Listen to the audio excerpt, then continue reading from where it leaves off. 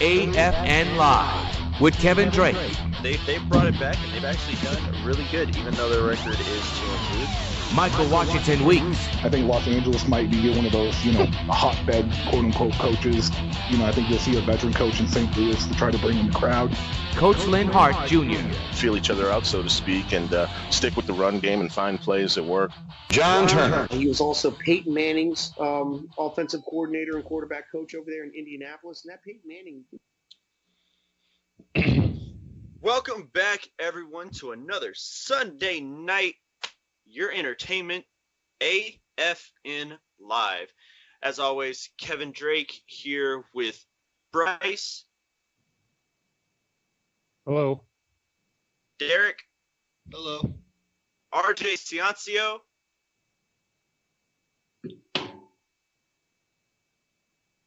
And John Turner. How you doing? Right now, Michael isn't with us. He won't be here for at least a half an hour. He's caught up with some work, but he'll be here shortly. And to get off and start tonight's episode, we're going to talk about the XFL. And they actually just, I think earlier this week, they released a TV schedule of what their games were going to be played on.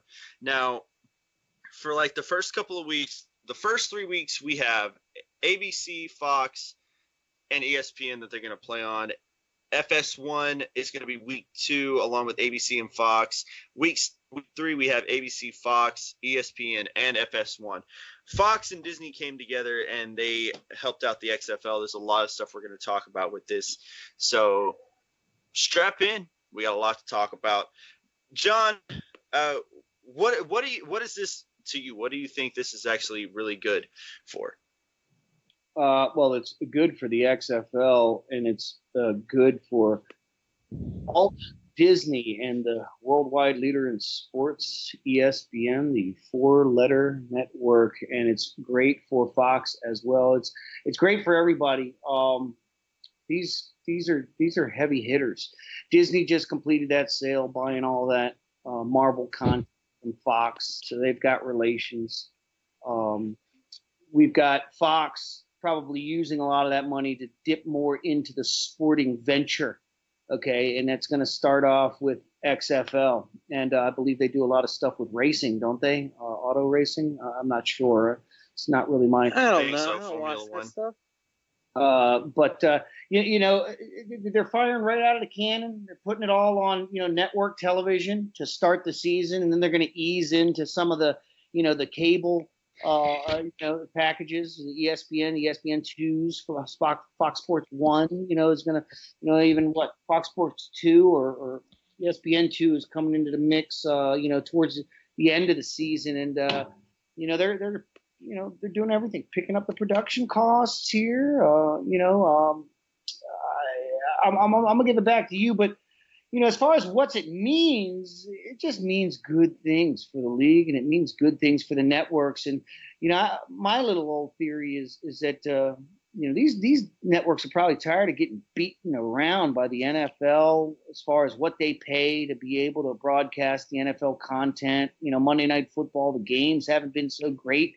ESPN's having to sell you Arizona versus Cincinnati. And they're trying to tell you tune in Monday night to listen to that Jason Witten and Booger McFarland talk up Cincinnati versus Arizona. Are you serious? My God. So, and then the NFL jacks the price up every time, for them to keep the rights of Monday Night Football, and they want to. They stripped them of NFL primetime. The show. This is their opportunity to fire back at the NFL and say, you know what, we're going to help this league. And if this thing hits 100 miles and running, well, guess what we're going to do? We're going to ask you to bring your price down to host Monday Night Football. And if you don't, maybe we'll just walk, and go full time with the XFL. Wouldn't surprise me if it all worked out, but, I'll send it back to you. Well, I'm looking at it. We have the playoffs. They're going to be on Fox and ESPN, and then the championship game is actually going to be on ESPN as well. I don't know about all of you, but I want to know the difference in how it was chosen that the championship game would be on ESPN rather than like FS1 or FS2 or just Fox in general, I mean, let's look at the numbers for a second. I mean, I don't know the exact thing that Vince McMahon said, but he probably thought, geez, which one's going to give me the most homes and most ability to watch? With ESPN and an ESPN app, and then the fact that everybody knows what ESPN is and it comes in almost every single cable package in America, it's a pretty safe choice. Well, I mean, yeah, being a safe choice is one thing, but Fox Sports is literally Fox Sports. You have all these different shows that are on there: Shannon and Skip, The Herd with Colin Cowherd, and First Take and everything. This is a sports-oriented channel. Why wouldn't the XFL go for them rather than ESPN with the likes of SportsCenter and everything? ESPN, you can also get on like your apps on your PC, like ESPN3. You can get on multiple channels, and sometimes if an event runs long, they put it on to the ESPN2. So they have multiple channels that it can be on, and if you can put it on your tablets, phones, so it can reach probably a broader audience than that. I mean, fair enough. It's just the fact that they got this deal done with Fox and Disney and did a different route than what the AAF did with going with CBS and NFL Network and everything like that. I think also NBC, maybe. I don't know. I'm probably wrong. But the XFL went Disney, Fox with ESPN and everything, which I applaud them for, because I think they're going to get a lot better fan service out of that than what the AAF ever would have, Yeah, I mean, you talk about the XFL being on Fox, I mean, they got 10 weeks of the games on Fox, 11 games total. That's pretty good. You got, like you said, Fox is a great network to broadcast on, and here you are. It's going to be on there 11 times. Essentially, this is these two big networks going 50-50. Disney and Fox are essentially splitting the bill 50-50 on the XFL. That's showing a lot of confidence and maybe not even Vince McMahon. Perhaps this is an Oliver Luck deal. I mean, we know Vince McMahon has relations with everybody in the television industry. I mean, he's probably got every single CEO of every single television outlet out there in his Rolodex. He's got everybody's phone numbers. Probably has a big name he's never talked to. But Oliver Luck is the one selling that this is going to be good football. And you got to bet a guy that was in politics like he was and all fingerprints all over sports in general, that this took a heavy-handed conversation by him to convince these networks to take a leap of faith, man. And I think they're going to do us all proud, Governor. I don't think that this is as big of a risk as all you guys are talking about, just because for me, this was the best way to minimize risk completely. When you look at the way that the deal was done in terms of nobody buys the broadcasting rights, but the networks assume the ability and the cost of production. Those are costs that you already have. You're looking at competitive markets to make sure that you can retain the talent of the people that are actually calling the games and producing all those things behind the camera. All those people are people that are looking for work, and if they don't have work, then they have a probability of jumping to something else. This keeps your employees home. They keep them stable and they keep them happy. And because they're not paying for those rights, and because the XFL isn't paying other people to do it like the AAF was, everybody can be happy. It was just making sure that Disney and Fox could come together and make their own deals work. And I think that came back to the original comments of like, well, NASCAR is being broadcast, Major League Baseball. There are some other things that will be popping up during this time. And that only worked out for everybody, because that way the XFL could kind of slide in, be the secondary grouping on all of these broadcasts, and fill up the rest of the time slots. That really makes them more stable, and everybody's happier about getting this product out there instead of being forced to be out there like a paid for contract that the AAF had. I think that's a good point, because Vince he's willing to spend money, but he doesn't want to spend more than he has to. I mean, like any good businessman, you don't want to spend more than you have to. And Vince is minimizing how much he's paying by saying, I'll take a guaranteed second spot than, paying you guys for the first spot.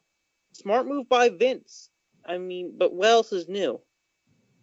I mean, and also I think this is a huge win for Fox Sports as well, because even though sometimes we get the free fights from the UFC on Fox Sports and FS1 and everything, they don't really have general coverage of anything football. We don't see that many games on Fox Sports other than maybe baseball.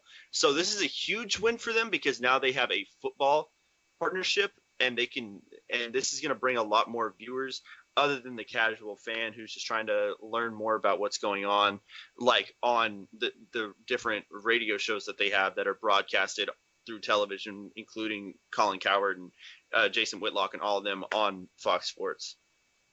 Another thing is, I remember not too long ago, last few years or something, wasn't there a big purge of ESPN personnel that got canned when either a new CEO came in or some sort of they made some sort of transition and kind of went through a lot of employees over there. And you made a great point a couple minutes ago about the guys are looking for work anyway, and you got to keep your employees busy. It's like a construction company, keeping their laborers busy in the wintertime, slow season. You got to find something for these guys to do.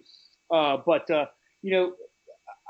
what I think is that both of these are mega monsters at marketing their own product. And I think what's going to happen is they're going to want fans to watch their stuff. And like you also said, the AAF, they were paying for everything out the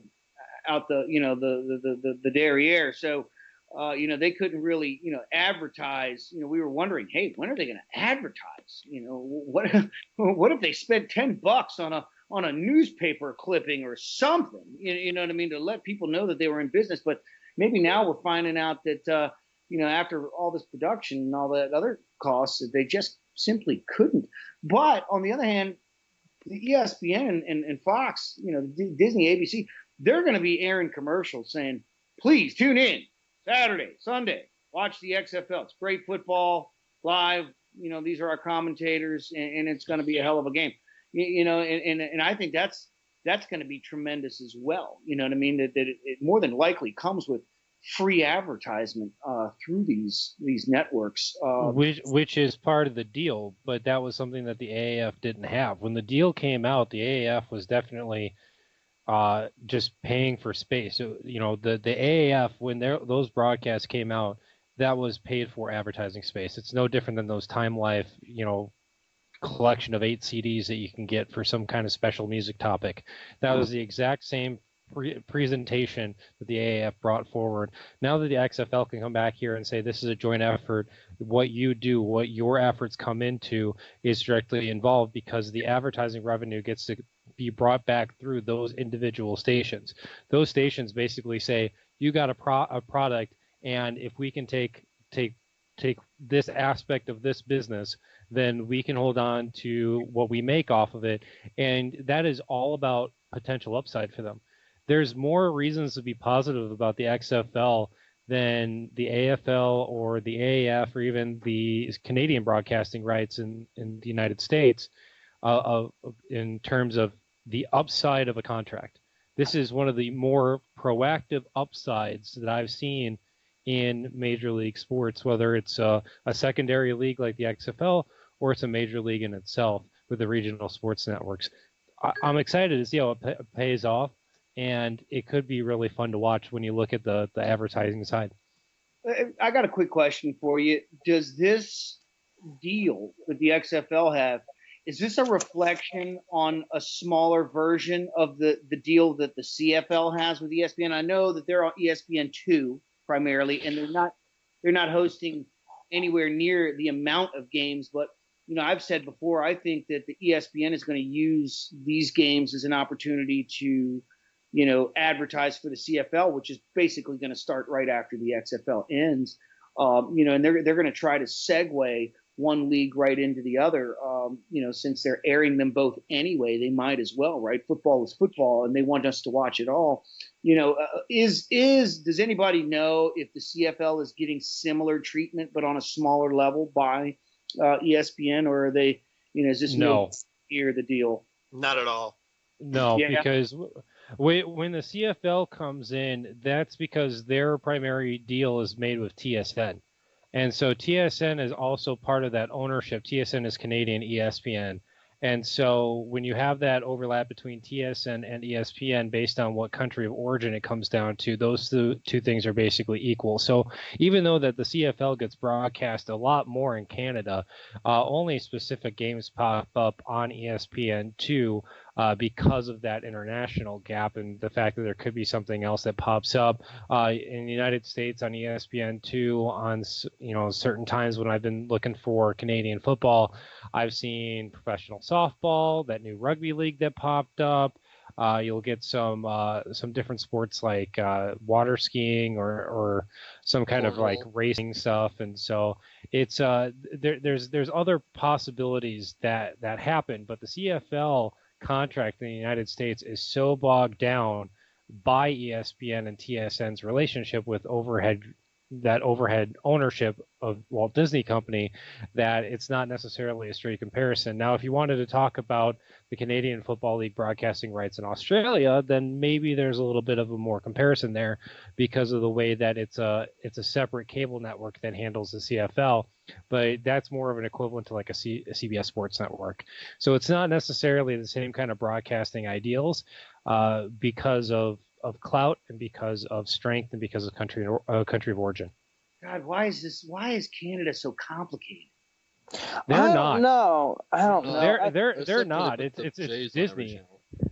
Yeah, Disney's the complicated one. Disney wants to make sure that their profit is the utmost importance. That's why ESPN, SportsCenter, and all that have lost a lot of following and a lot of clout due to the fact that, like, what was it, like last year or the year before that, Disney ended up losing a lot out of ESPN because they were, I forget what it was, but they were talking as if it was false information about the NFL or something. Yeah, you lost me there. But did not hear that. Disney don't lose often. That's all I know. Well, it was a big thing. There's a couple of instances. I know there was that one time. Yeah, well, there's been some problems with ESPN overall, just because I think John made mention of it previously about how they had cutbacks and everything, and a lot of that deals with just the penny press, the second era of the penny press of journalism that we got kind of going on, and that goes into like a real big, deep conversation I'm not ready to go down that rabbit hole with because I don't think this is the time or place, but when you're dealing with ESPN, they've had a lot of changes and they're a little bit more competitive. But even when Fox Sports tried to get the guys from TSN, like the morning guys from TSN that are hilarious, Jay and Dan, I love watching those guys. They tried bringing them on and they didn't have them. Fox Sports didn't have the clout that ESPN did. People are willing to just watch something else instead of watch sports in the ESPN format, which is what Fox Sports tried to do with their morning show.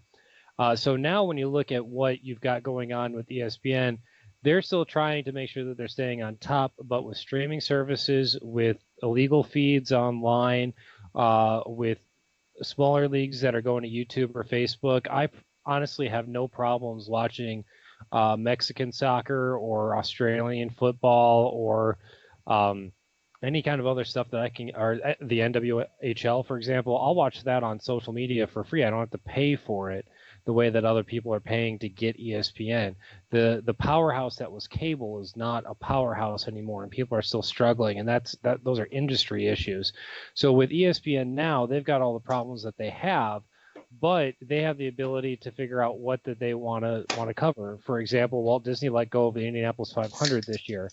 That is huge, because Indianapolis 500 has been on ABC as long as I've been alive, and this is the first year that they're going to move away from it, and it's going to be NBC that deals not only with the Grand Prix of Monaco but also the Indy 500 right afterwards, and that is like a 12-hour block of international racing that the entire world is going to watch. I think you're going to have more people watching it in the United States for those 12 hours than you did the entire World Cup and the Men's World Cup this year, just because of what kind of clout that NBC Universal has with that ABC was willing to let go.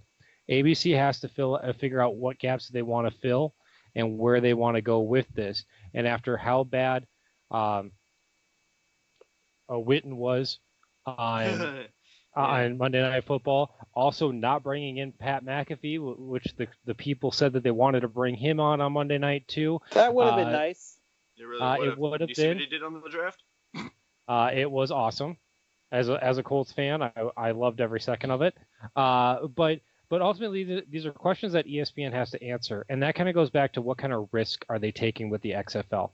They are not taking a risk because they're not doing anything out of what is in their wheelhouse. The power is in their hands in this, where if they would have agreed to what was going on with the AAF and what they did with CBS and the NFL Network, then that is not the kind of control of your own destiny that people and the execs over at Walt Disney want.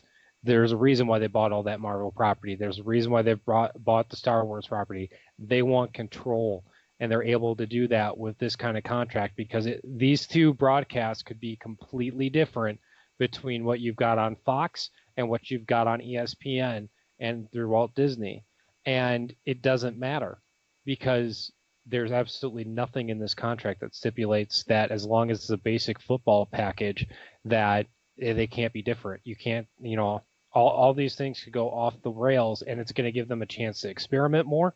It's going to give them a chance to bring in more sponsors, to double up their sponsors that are already contacting them for football as is, and they get to strengthen their Monday Night Football presence by that cross promotion.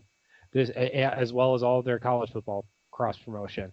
This is a win-win for everybody involved, but it's for the people that want to go out there and take control instead of the people that want to sit back and listen to what they did, which is why what Luck and Vince McMahon did was a good call for the XFL, because this is not something that they need to be worried about, because we want to talk about the overall winners, and I know I've kind of been on a grandstand for a little bit, but I want to shift this a little bit too, is that the XFL is ultimately the biggest winner in this deal, not because... Oh, by far. Yeah, but the reason why is because they don't have to deal with this now. They get to refocus their internal infrastructure into making sure that the league is actually efficient. And that's something that the AAF did not have. Well, so Fox Sports and everything that they've done, all of their sports stuff is still relatively new, other than maybe like the showing of like the UFC fights, because wasn't it when Shannon and Skip Undisputed came on, that was like the start of this big uproar that they've had? It, like, I think, what was it, Fox Sports wasn't really a thing like 3 years ago? I don't remember. I mean, it goes so quick. This industry is always rapidly changing, and staying on the pulse of it is hard. It was about 3 years ago. They brought in FS1 initially, and then they brought in FS2 quickly because they, in the process of getting that extra stuff, they realized that they had too many sports to go on at the same time. But FS2 was able to bring in a lot of extra things because of their postseason baseball coverage. They basically replaced TNT with that. They went in and grabbed a lot of MLS, which is growth in soccer, which is hitting up kind of the trendier groups as they're going after the younger fans. They also do rally car racing and the Big Three, which was all kind of that trendier, different, newer sports stuff. The reason why we have the AFNN is because we had people that were frustrated with, the mainstream big leagues and the Big Four. Well, that's kind of what Fox Sports did with Fox Sports 1 and Fox Sports 2. But some of them are more successful than others, and it depends on where they're at. And so that's why you have kind of the shakeup there. I'm still waiting for motocross to get onto either ESPN or FS1. I think it's on CBS Network most of the time. You can also find it on Speed, which is fun. I like Speed. I mean, but ultimately, that's the goal. Is that right now with all these expanded cable packages, all the social media, all the availability that you have so many different options. You have now an Olympic channel. I watched Olympic fencing for the first time that I think I've ever seen because it was just on there. You never know what's going to pop up. It's nuts. Yes, it is. It is fun. I like. I want ESPN the Ocho to be a real thing. I'm just saying it. Can we get that, please? That's kind of what they did with ESPN 3. Over the rainbow, RJ. Like, I have a friend that's an Olympic caliber fencer, so I know what it's like. But yeah, it's a real interesting thing because this is going to be a big thing for the XFL and for these networks. Because yeah, Monday Night Football, that's on ABC, on ESPN and everything, but we don't really see much traffic over the weekends on like Sundays. And then NFL Network does Thursday Night Football. So now that we have the XFL being on FS1 and ABC and ESPN on these weekends, it's gonna bring a lot to them as well. And I'm actually really excited to see because, like I was saying, the cross promotion with Monday Night Football and everything, it's gonna be really interesting to see how they push this. It is going to be interesting to see. I mean, I don't know. It's just, for me, I always want to make sure that things are in the right place. And, you know, you never know something's in the right place until you see it happen. Fair. But now, speaking of television deals, I know we have another league that had just recently picked up a TV deal as well. I think I heard y'all saying ESPN3. John, tell me a little bit more about that.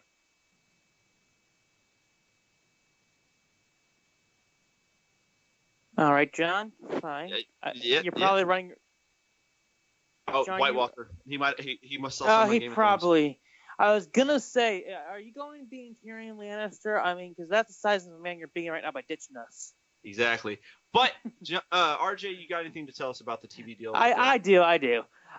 Yeah. So the Arena Football League, yes, it's still around, believe it or not, has reached a deal with ESPN. So they will be having games streamed on ESPN3 in the ESPN app. That started May 3rd. And the Arena Bowl, the 32nd installment of the Arena Bowl, will be broadcasted on ESPN2. Note that game date is to be determined. But I'm excited to see this because back when the AFL was at its height in the mid-2000s, when it had the AF2 and everything like that, you know, it was spring football. There was no one else in town.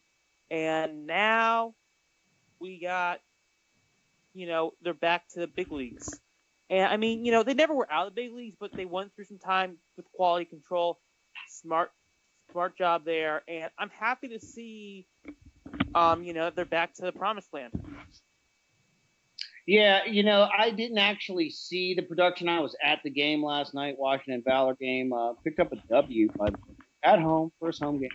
So I hadn't seen the results of the production by ESPN just yet, but another person said it looked pretty good, you know, on television. I have yet to, you know, tune in and see a game, you know, through. Actually, no, I lie. I saw about half the game the week before, and I liked what I saw. You know, this can only be a good thing for the league as well. You know, it's great for them to get some exposure back on television. I did not personally hear the interview because I was in the arena, but I know that the commissioner of the league was interviewed at halftime, I believe, and he announced expansion, 2 more teams coming in next season, 2 more teams the following season.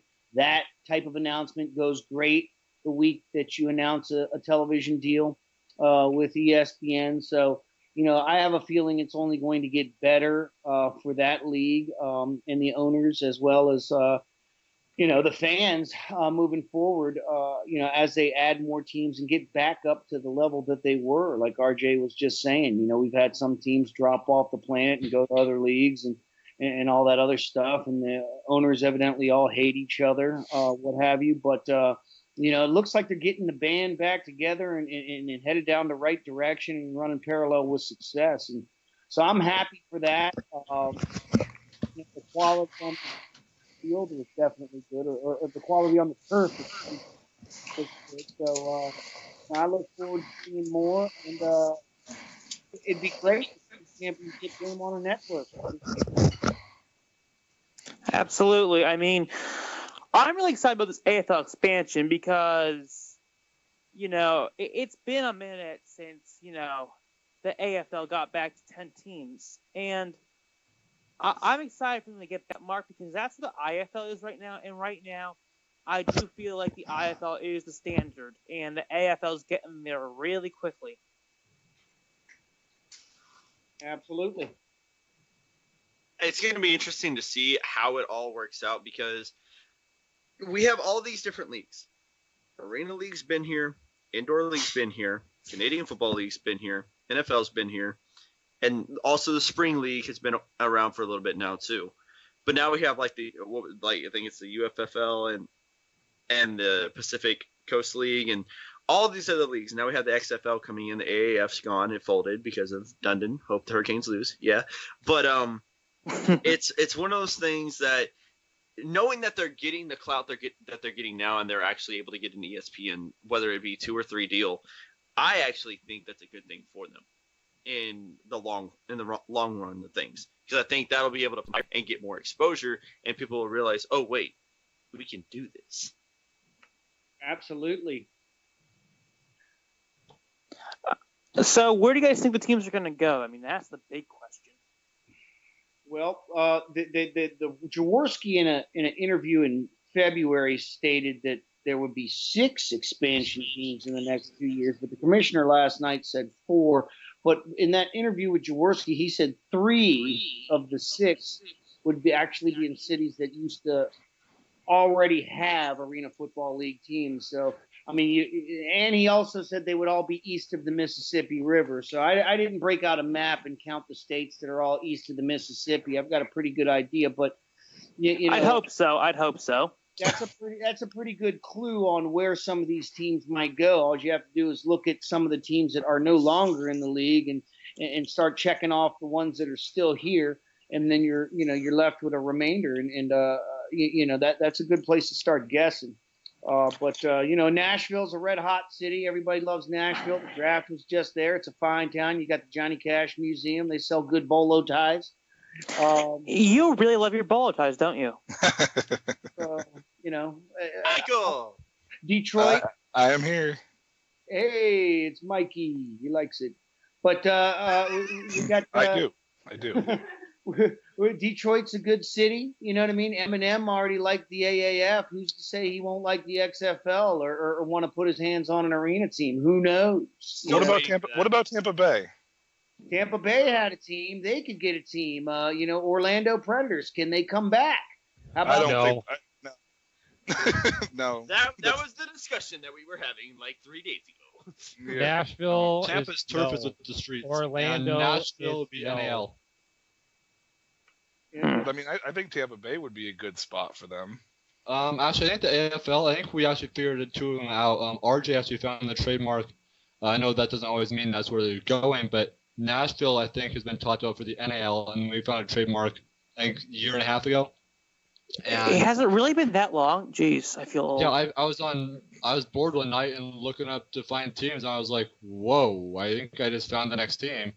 And then you found the Mustangs trademark, what was it, 3 months back? Yeah, but that's West Mississippi, so unfortunately that's I do have 4 cities no, it's that not. That's Milwaukee. Oh my God, what am I saying? What about I think it's in Milwaukee, Detroit, and Newark. Cleveland is on hiatus. Yeah, so they're gonna come back. It'll be Milwaukee, Detroit, and Newark possibly. At least All 2 right, of those. I got 4 cities I picked. I got Boston because that's one that hasn't really had a team, believe it or not. But they're going to cities that have had teams, you said. They've got the Red Sox and the Bruins and the Celtics over there, though, and they're pretty passionate about that. And the Patriots? No one cares about the Patriots. Well, in the springtime, I'm talking about. I mean, I'm a Seahawks fan, so I hate the Patriots, but I'm just saying. I think we all do. I think any sane person does. Throwing it on the one. Maine, I hate the Patriots, so, I mean. I live in Connecticut. I hate the Patriots. Mark my words, the Boston's getting an AFL team, and Tom Brady's coming over. Hey, you heard it. All right. I also got Rochester, New York. They got a great national lacrosse league team there. I mean, they're leaving after this year. Then they're going to get a new expansion team there. Yeah, the NLL team that's in Rochester right now is relocating to Dallas, which is actually the home of Halifax. Are they going to Halifax? Or are they going to Dallas? Halifax. Okay. All right. I also got finally Chicago. Halifax getting a team. That's great to know. Yeah. Yeah, they'll share the building with the QMJHL team. All right. I got Chicago. I think, that's It's a pretty Detroit. safe bet. In the Mississippi. Detroit, Milwaukee, Newark, I think. I also have Hartford, and I have reasoning behind this, all right? And Derek. He's passionate. First of all, I am biased. Hillman, Connecticut, we have nothing to do here right now. So. Hey, man, I live off Connecticut Avenue, so I understand. yeah. I bought it one time in Monopoly. Yeah, what did it get you? Full property on it, though. All the blue, all the periwinkle colors. So, that's right after go. You're rolling at 7 and bam, right there. Hard 7. All right. And then my real reasoning, not just because I'm from Connecticut, is I forget, this was a couple weeks ago, Jaws is, on Twitter, and I'm asking him, I said to him through Twitter, hey, it'd be great if Connecticut gets a team. He likes the response. Now, I'm kind of doing the hypothetical things, and Derek, Bryce, I pushed this very hardly at you guys, and you guys really hated it, but I'm still gonna push it because you know what? Yeah, and other words are Toronto Phantoms. Hey, if Boston was to get an expansion team, would they look at the NAL's Massachusetts Pirates as kind of like a template as to whether or not it would be successful? I don't know, because the Pirates were going to go to Boston first, but that didn't work out with TD Garden. A lot of that is the AFL wants to do nothing with the NAL. I understand that, but I'm saying that, would they look at the NAL to find out if it would be something that they would want to expand into as far as, moving a team into Boston? Would it be worth it type of situation? No, because honestly, I think that they have a better team option in that, Connecticut, Rhode Island, Massachusetts area in a different spot. And I don't think they're going to put 2 teams in that area. I'll let RJ kind of go back because he's super passionate about this one. And then I'll tell you, I'll tell you why I think Connecticut's going to get a team, because I haven't said my four spots, but if he wants to go first, I'll let him go because he's super passionate. I would find it funny if an NFL team ever went to Rhode Island. Yeah.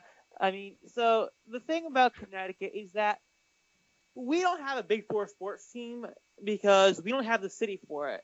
And when you look at players that have been successful in the AFL, they don't necessarily have a Big Four sports team. They're kind of secondary markets. You have your National Lacrosse Leagues, your AHL, ECHL teams in those areas. And Connecticut has some AHL teams. You have a low-level hockey team in Danbury now. We got our National Lacrosse League team. The demand is there for sports. Again, I hate you, Tom Dundon. Taking away my Whalers. Gosh darn you! I still seriously think they should the Hurricanes should go to the finals, go up 3-0, and then lose 4 straight and just end their season. That'd be nice. Okay, I kind of would like Carolina to do well. I mean, that's because bias. I have a former junior player on that team, but get out. I worked for Carolina Hurricanes. Don't like broadcast the owner because he killed the AAF, but I'd love to see Nina Cup. So. See, I worked for the Carolina Hurricanes radio broadcast when they came to the Kraft Hockeyville game, the preseason now game. Telling us that, Bryce?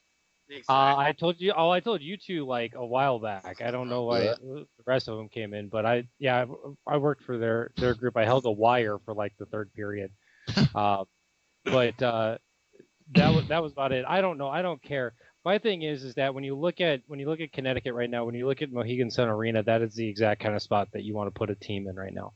And the urban sprawl that you've got in Connecticut and Rhode Island right now, that's coming from the Massachusetts borderline, just makes basically those 3 states into one big conglomerate of an issue. And if you have a New England-based team, whether it's in Massachusetts or one of the other 2 nearby, it doesn't matter. So I think it's going to be the new expansion team where they've never had a team before is going to be in that Mohegan Sun Arena where they have the WNBA franchise, where they have the NLL franchise, where they've had plenty of other teams in the past. And for your 3 old markets, the ones that I think they're going to go to is I do think that they're going to go to Milwaukee.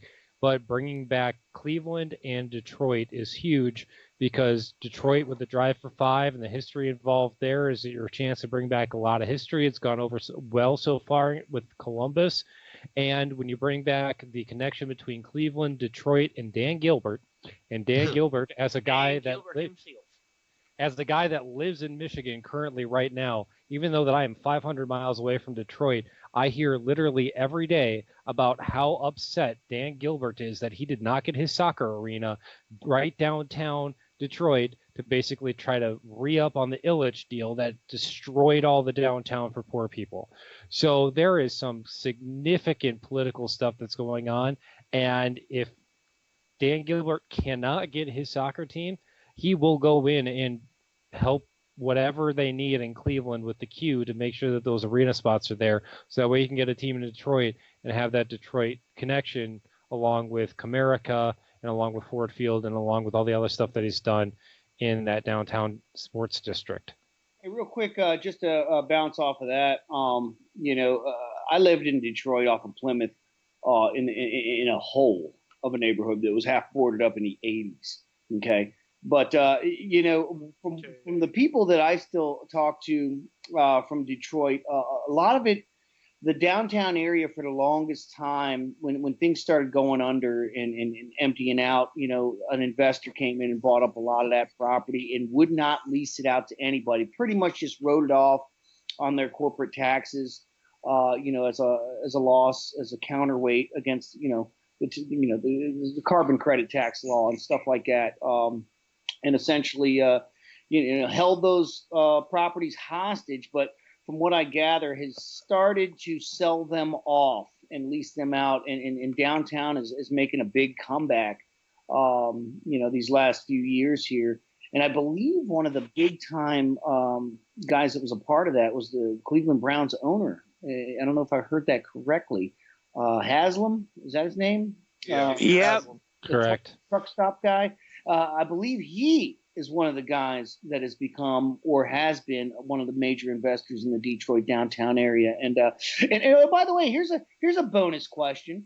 I know that the band Kiss owned the LA Kiss out there, once upon a time in the Arena League. Aren't they from Detroit? Isn't a road named after them in the city of Detroit? And do you think they could come back in the league with a potential Detroit franchise, or is it just this Gilbert guy you're referring to?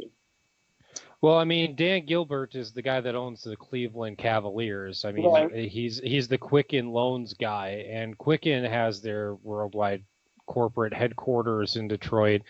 If you ever not actually the Q anymore, by the way. well, even at that point, I don't care. Because, I mean, Dan Rocket Gilbert Mortgage and Fieldhouse. it's the same. It's the same company. That's like saying that you changed over from Pepsi to Diet Pepsi Arena. I mean, there's absolutely no change there. The thing is about Detroit right now, and I think a couple weeks ago when I was on, I talked about how much I hated Oakland going to the IFL as an expansion team. Detroit. Because they are. And Detroit has come back and done a lot of things to do better. I mean, Little Caesars Arena helps out. The Ford Field helps out. America helps out. And pizza. I like calling it the dojo though, but it's an interesting spot right now with the way that Detroit has developed, because you also have the casino down there, which is huge because the casino doubles up on the availability for sports betting that you would have with the Motor City casino in that area. That'd be huge and goes right along the lines of what AFL is doing with all their sports betting push. You also have the availability of connecting two franchises together, which means that you have an owner that is multiple teams, which is something that kind of works out with some of the ownership groups that you have currently with Albany and Philadelphia and Baltimore and Washington, because even though that Leonosis and Jurowski both have big ownership aspects in both of those, there are smaller minority owners that are involved with both teams too, because it was actually a smaller minority owner of Albany and Philadelphia that said that they were going to double the size of the AFL back when they had their Albany preseason meetings a couple of months ago. So it's a crazy scenario when you look at the expansion and what you have available right now. But ultimately, the expansion and availability of these teams and these franchises come down to the liquidity of their money and trying to figure out who is going to be on the same game plan with what they already have. And there's only a certain amount of options that you can find east of the Mississippi that isn't already dealt with either the influence of all the Carolina teams that takes out the Carolinas, Nashville and Tampa Bay and Orlando. Those trademarks got swept up by somebody else, and So there's you don't not think that really, they could expand into Tampa Bay then? there's no reason to expand that far. If they're going to go that far, they're going to take streets on it. and that doesn't matter. They just buy a new one. But if they go anywhere, they're going to go to Atlanta first and bring the Georgia Force back or bring back an equivalency, because no teams in Atlanta have been able to be successful because Atlanta charges way too much. The only group that can do it is because the AFL has the money. We're not talking about the Georgia Doom, or we're talking about the Carolina Havoc that relocated. Thank you for the pun. But like ultimately, when it comes down to this, no small group, none of these smaller leagues are able to afford Atlanta. And the AFL, if they're going to do something, I think it's going to be a fatal flaw if they try it. Yeah, if they're going to go to Atlanta. They should name them. So you think they're going to stay north of the Mason-Dixie line, on to the east of the Mississippi mainly? Is that what you believe? I would say that the southernmost team that they would the southernmost team that they would try would probably be Louisville. Yeah, I see that. Okay. Semi-pro teams to join the IFL or NAL. I was just wondering if you were thinking that maybe they would do something along the lines of expanding the 4 teams where they only, where they have 6 teams now. They would expand 4 teams into the South to kind of like possibly, because, he mentioned in his interview that, they were talking about 6 teams originally. And I was thinking with 6 teams in the north of the Mason-Dixon line, would they do 6 on the South and kind of create this North-South like conferences type of situation? That's the reason why I was thinking of like Tampa Bay and, like a city like Birmingham, just something along those lines, just to kind of like, try the North-South thing again, because, obviously we know when the AFL, they were all over the place when they were big, prior to 2009. Another thing that I noticed, guys, real quick, and then I'll shut up and you guys continue. But Washington, Baltimore, okay, Michael, you're from this area. We ain't nothing but $5 in gas apart from each other. I was gonna say you can piss from one city to the next. I can with the amount that I drink. I don't know about you. So I can do other things. I can go number 3. All right, John. And hit the city. But anyway, the leagues are they're kind of doing clusters right now. Philadelphia and Atlantic City are right around the corner from each other. Atlantic City and Albany, not that far. I see with the Columbus team, to help logistics a little bit, maybe an Ohio team or something close to Columbus, maybe another, New York area team as well. You know what I mean? Because Long Island ? Well, yeah, sure. But what I'm getting at here is that you look at the little clusters that they're going in: DC, Baltimore, Philadelphia. I mean, I can drive to all 3 cities and back home in under 6 hours. You know what I mean? If I really felt like being energetic, hell, I could probably throw Atlantic City into the mix and do it all in under 8. So you see what I'm saying here is that they're trying to. Yes, they've got the money, but they've got to be a little bit realistic with the logistics and things like that. Then you start talking about what we mentioned earlier off show is do you bus or do you plane? Do you tell guys to get in their own vehicle and meet you at the stadium or This is not the AAL. I get it. But you see what I'm saying here, right? That they're putting teams together in clusters and that are geographically convenient for the league to manage things like logistics. When it comes to us looking at sheets of paper, it all seems very simple. But when it comes out to writing checks and running your ATM card down that very phone swipe machine, you know what I mean? It's a lot more difficult of a procedure to do. So we can talk about cities till we're all blue in the face, and I love the discussion. But in order to kind of help these rivalries be created and to help logistics and keep costs low. I think that's why they're shooting for a little bit more of a convenient geographic approach. That's all. What about the part where Jaws or somebody said they're going to expand West Coast in like 3 years or something? Well, Who said that? He wants to I don't know if it was stabilize. Jaws. It was Commissioner Bo, right? Well, what he said is that we want to have a next 2 rounds of expansion, within the next 2 years, and then we're going to hold off and make sure we can stabilize before moving out west. So that's why it's probably going to be at least 2022 or 2023 until we get something west of the Mississippi and beyond, the final frontier, to jump into the mix again. That gives the IFL quite a bit of time. They've got cities like they had the Thunder, they had the Shock, the Kiss, the Sabercats. It gives the IFL quite a bit of time. Yeah. So I'd love to see the Thunder and Shock come back. I mean, our fans out here are missing those teams so bad. I would just love to see the IFL strike a deal similar to the ESPN deal with AFL, honestly. I think there's a rumor one time that they're going to go with Fox Sports IFL, but then nothing ever happened at that. Well, it's funny that you mentioned Fox Sports because I believe it was with RJ and Kevin, and we were discussing the ESPN deal, and I mentioned that Fox Sports, with them selling off all the entertainment stuff, that Fox Sports could be looking at something as bringing on an indoor football league to FS1 and FS2. I mean, they have bull riding, so why not? Hey, bull riding is.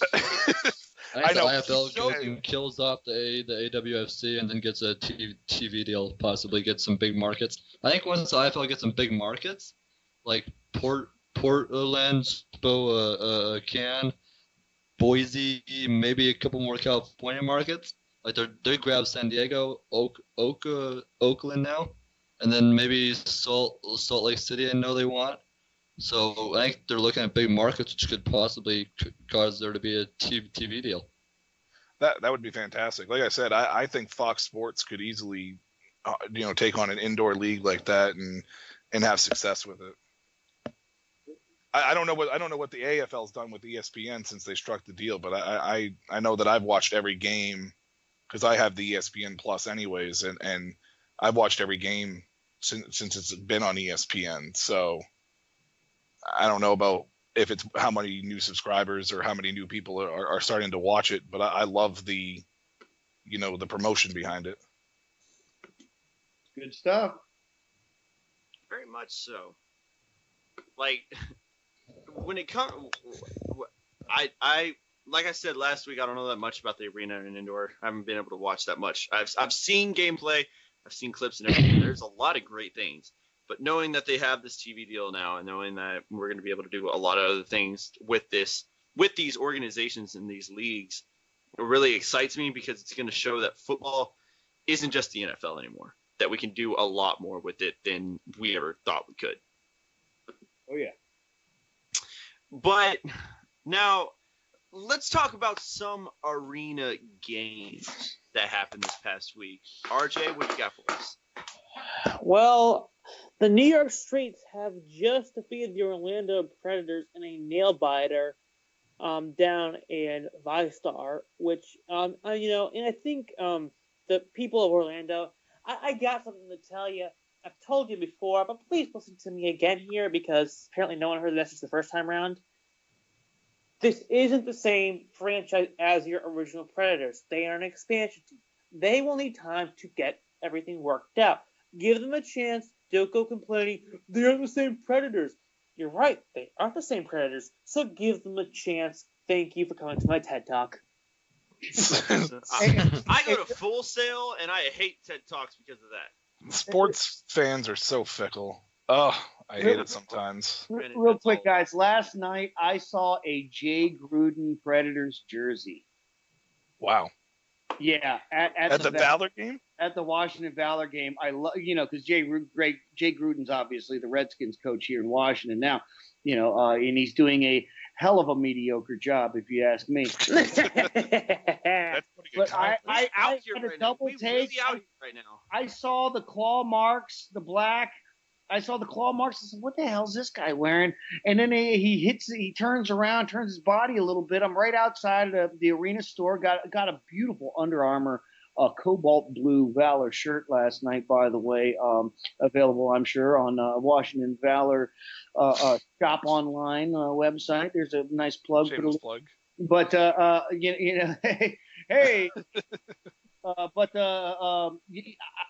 it's got Gruden on it. I didn't even get the number. I should have broke out my cell phone, and took a picture. I needed a selfie with this guy for striking such genius. So hopefully he's there at the game next week, and I can get a chance to bump into him again. And I go, dude, you've got to go on you're going online. You're going viral, bro. Hey, Absolutely.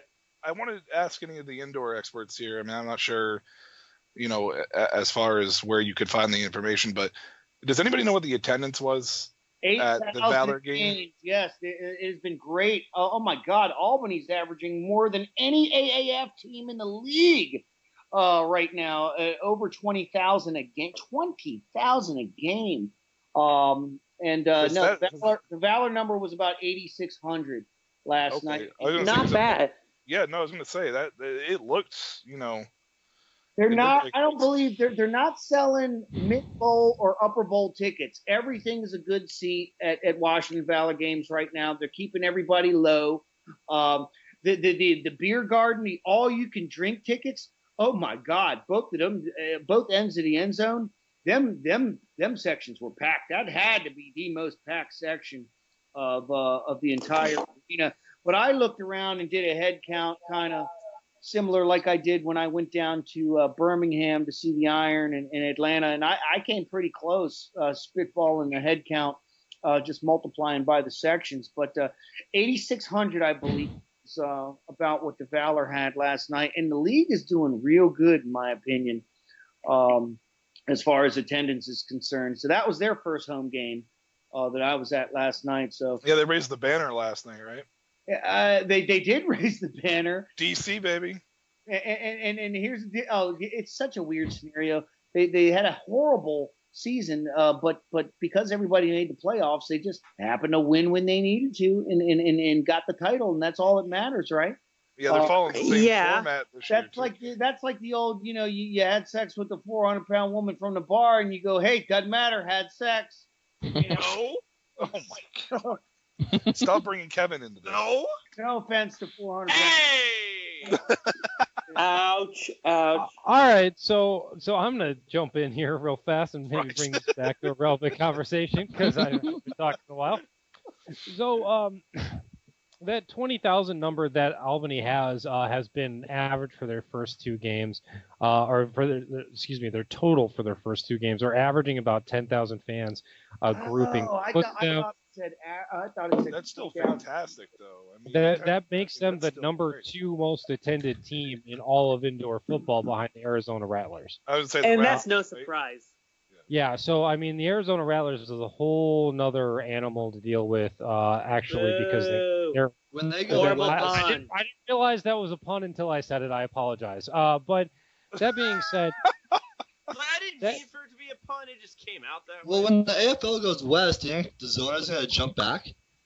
No. We're ending that conversation right now because that is there are a lot of. If the AFL wants an Arizona franchise, they're gonna have to end up putting one in there to compete with the Rattlers, and it's gonna fail.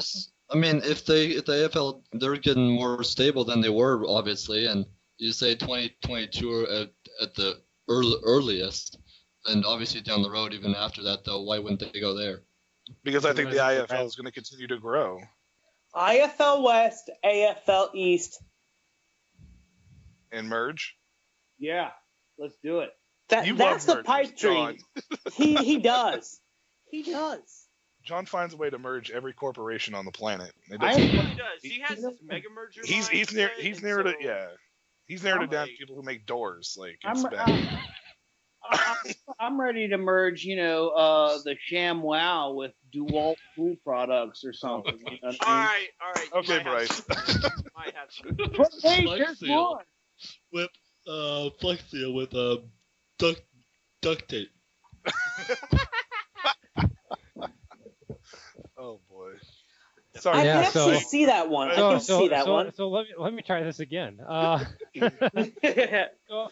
when looking at attendance right now, you've got Albany and Philadelphia set. Those are actually your really good teams. However, when you look at Washington's had one home game, but Baltimore though has had 3 home games, and Baltimore is averaging less than 5,000 people per click. Just to put that Ooh. on, just to put that. Part of town. I don't care because I'm going to put this in a real nice comparison for you. Sioux Oh, I City, like how he says See- it.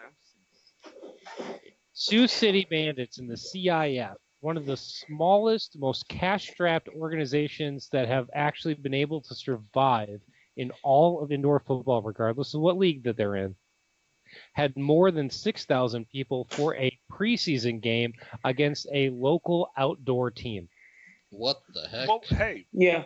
Well, hey. That's more than any single game that the Baltimore Brigade has had in attendance all year. Well, that you can only go one way, and that's up. No. Or you can fold. Move the brigade. Well, I mean, Move this the week brigade. has been a big one, and that's a huge aspect when you're looking at all of indoor football as this thing we still call arena football, everything underneath the AFL.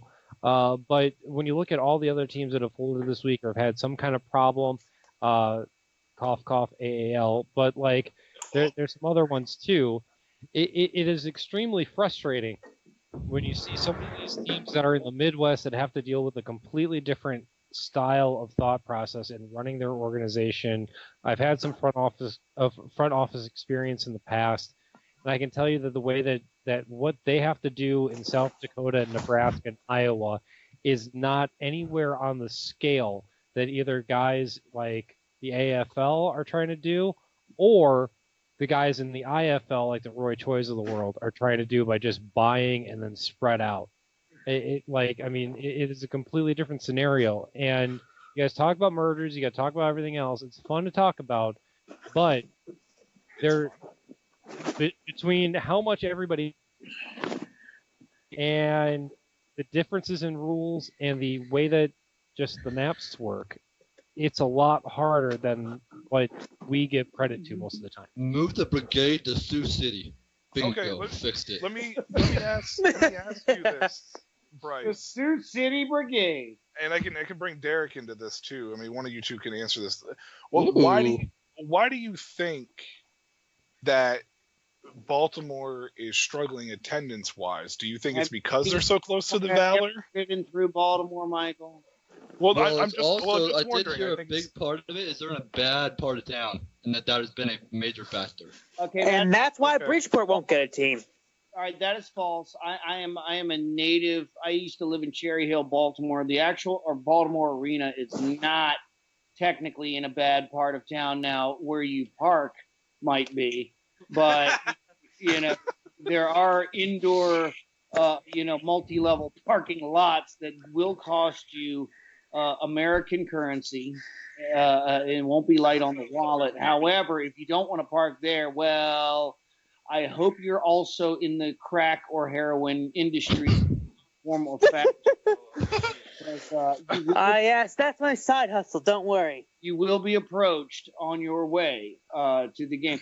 Now, no. With Well, that I was just John. I was not to cut you off, John, real quick. I just want to. I don't before I lose this thought, real quick. Sorry, man. I don't mean to cut you off there, but the reason I asked the question to Bryce and Derek was because what you said earlier, John. I was wondering if they think it might be because there's so many teams clustered together that Baltimore might be losing some of those, guys that some of those fans that were kind of like on the fence. No, I think Baltimore is one of those cities that, they take a lot of pride in their home sports. Okay. The Orioles stink to high hell. They're awful. They are awful. The Orioles. But there are people that Which still, makes me happy as hell. Well, okay, but there are, Peter Angelos is, you don't have to ask, you want to know my opinion about Peter Angelos, just ask me in a little while. But, there's still a lot of people dedicated to the team, like Jerry Seinfeld. We're all just rooting for the laundry out there. And people still show up and support. The Baltimore Ravens have been competitive, but people have been supporting this team since they moved into the town since day one. They are packed, jamming. You can't get a ticket to a Ravens game. It's hard like a porno penis. So, Jesus Christ.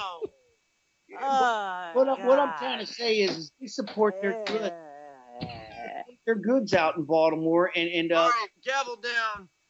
they like their stuff out there. So, hey, man. Couldn't use any other analogy. You Couldn't use any other analogy, John. All right, well, I'll jump in then and maybe try this a third time. Cross Sykes night. So Baltimore is a very unique football market to begin with as well, because for all those years after they lost the Colts, they weren't able to actually get a new franchise in there for the NFL due to the rules about being too close to the Washington market. Then when they got the CFL franchise and the Baltimore Stallions went out and won a Grey Cup, that was a big deal. They were the only successful. I want to give a little bit of shout out to like some of like the Mississippi Valley teams, but like in terms of the CFL, there was one option in terms of good American franchises. It was the Baltimore Stallions, and they did very well. They won a Grey Cup. Now they're the Montreal Alouettes. But now that you've got this team in there, there is an interesting aspect of Baltimore football history that does create a little bit of issue with it. It is in a rough spot of town. But the interstate system's close enough where if you want to if you want to dedicate the time to do it right, it's not that hard. I was in Gary, Indiana last week because after I went to the Green Bay game, because I went to the Green Bay Bismarck game last week, and then I went home to see my family. I grew up in Northwest Indiana, so I went and checked out the arena in Gary, Indiana, to see if they could really feasibly host a franchise there. They did at one point, didn't they? The Gary Dogs? The Gary Bulldogs, they were part of that AAL type thing, and then they eventually became the Midway Marauders because of really just terrible ownership. I don't think it, just so that way I can kind of fit in a little bit with all the drug references that were initially brought up. I don't think I could be high enough to be that bad of an owner to ruin that market. Daniel Snyder can be. And so I honestly, I don't think Dan Snyder could screw this up. I don't think I don't think a Paula Dean or somebody like anybody else could screw up Gary the way that previous ownership did. Charlie Ebersol? Nope. Too soon? No. I mean, honestly, pick a professional owner that's lasted more than 3 years in any sport whatsoever, and I will tell you that they could not screw up Gary as bad as the Gary Bulldogs got screwed up. Oh, wow. That's how bad it is. And it's one of those things that people don't talk about because they lasted very shortly before they jumped over, and then they kind of had like a switch around. But that's kind of like what I did this last week. Was kind of investigating that. So when I look at Baltimore is an exception to the rule in every single aspect of football fandom. And that has to be brought into consideration. What Baltimore has right now is that it is owned by another team or another ownership group that has another team. They have the ability to basically just be in a spot and fill that role and geographically fit and, check off a lot of boxes. But one of the great things about Baltimore that you have is that Baltimore has that ability to connect with the different markets if they so choose.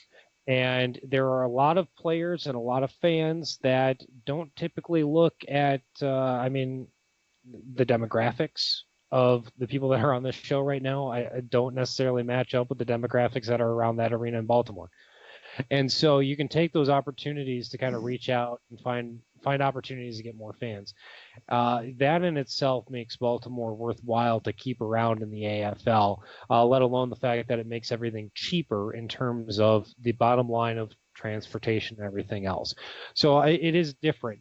But Baltimore does struggle to bring in fans from the nicer neighborhoods They struggle to bring in fans from Delaware, from nearby areas. I mean, for me to go to Wait, people live in Delaware? I was gonna say Delaware exists. Dude, literally, I What's drove Delaware? to New York, and when I got into Delaware, I was like 2 seconds and I was out.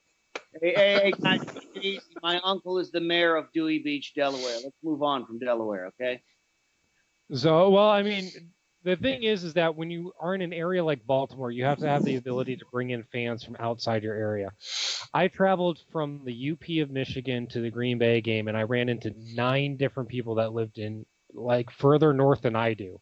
And I basically live on Lake Superior that came to this game. We traveled over 5 hours to get to that game because it was the closest thing to us. I've got press passes for the game against Iowa. I've got press passes for the game against Cedar Rapids and probably their home playoff game because I do think that they're the best of the rest in the IFL right now.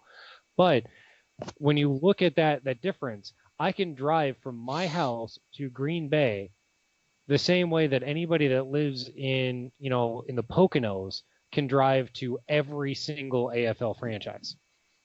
That is a big deal. If you're not pulling in people from your auxiliary home areas in the Baltimore district, you're not bringing them in. And that's a huge aspect because those are the people that are going to buy your jerseys. Those are the people that are going to pay attention on your broadcasts and your ability to sell ads on your TV and radio broadcasts. That is a big aspect, and people that are going to commit to the area and say, if we're going to have to travel 3 hours to go to a location, we want to eat while we're there. We may spend the night. We may do some fun things there. All the kind of like the tourism side of professional sports. The Horseshoe Casino is within a mile of the Baltimore Arena. And so those are things about those cross-promotional aspects that really make sure that a team like Baltimore can exist. It's because you need to be bringing in that revenue money, because people that don't necessarily go to casinos are going to see that once they get inside the door. And that's how you make sure that a franchise exists. Baltimore is able to make sure that the franchise exists despite the fans right now, but that's not sustainable in the long run. I was just going to ask that, Bryce. That's just going to ask you about that. It's frustrating, but it's not impossible, especially if you're getting a lot of help from the league. Do you think? All right, because and I'm respecting your knowledge here for a second, so I'm aiming this question at you.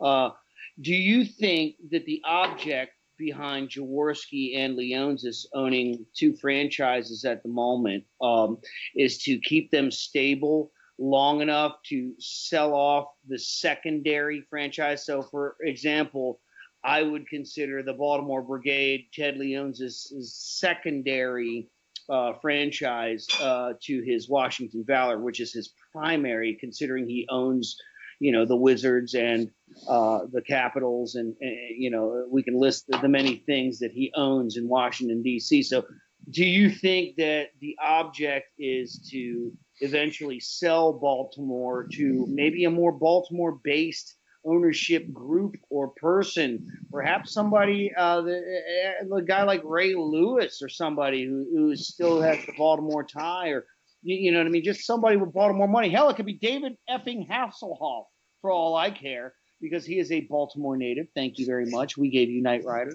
But do you think? Stop that. Don't you ever put some respect on that name, Hasselhoff. That's how you pronounce it. But do we think that Jaworski and Leonsis' goal is to go ahead and give, sell these franchises off to somebody if they can in fact stabilize and get the attendance numbers up to where they need to be moving forward? That's a question. The way that I look at it is that there's 2 aspects of that question. One is about what is actually being stabilized. When you talk about the AFL stabilizing, I don't think that people realize that the Albany franchise are going to take off the way that it did.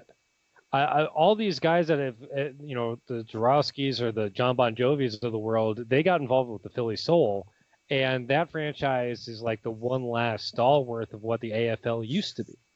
So when you talk about creating a team to stabilize the rest of your league, that's not necessarily a problem. I think that's a good call. But Albany, they've done okay. They're doing beyond okay. They're leading the league in attendance, and that is a franchise that's doing really great. Baltimore, on the other hand, if you wanted to change ownership and you wanted to necessarily dump the property, then you theoretically could. That's kind of what happened with the NAL with the Maine Mammoth. There were a lot of people talking. We need to buy them. Sorry, we need to buy them, all of us. I have $3. I mean, Hey, look, $3 better than nothing. Put it in the pot. If I had the ability to play the Patrick Star GIF right now, then I would do that. But like, hey, I'm in Maine. Make this happen. So well, I will Venmo you $50 later.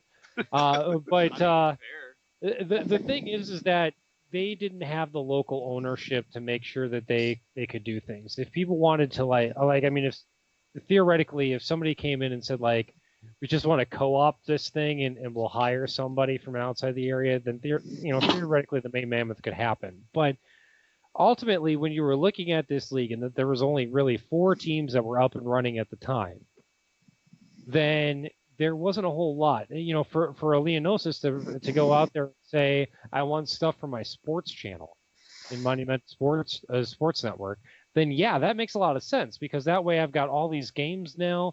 I can use the same group, kind of the conversation that we had earlier about the XFL. I can use those employees the exact same way to bring me football, and I can have things on there, and it's all good.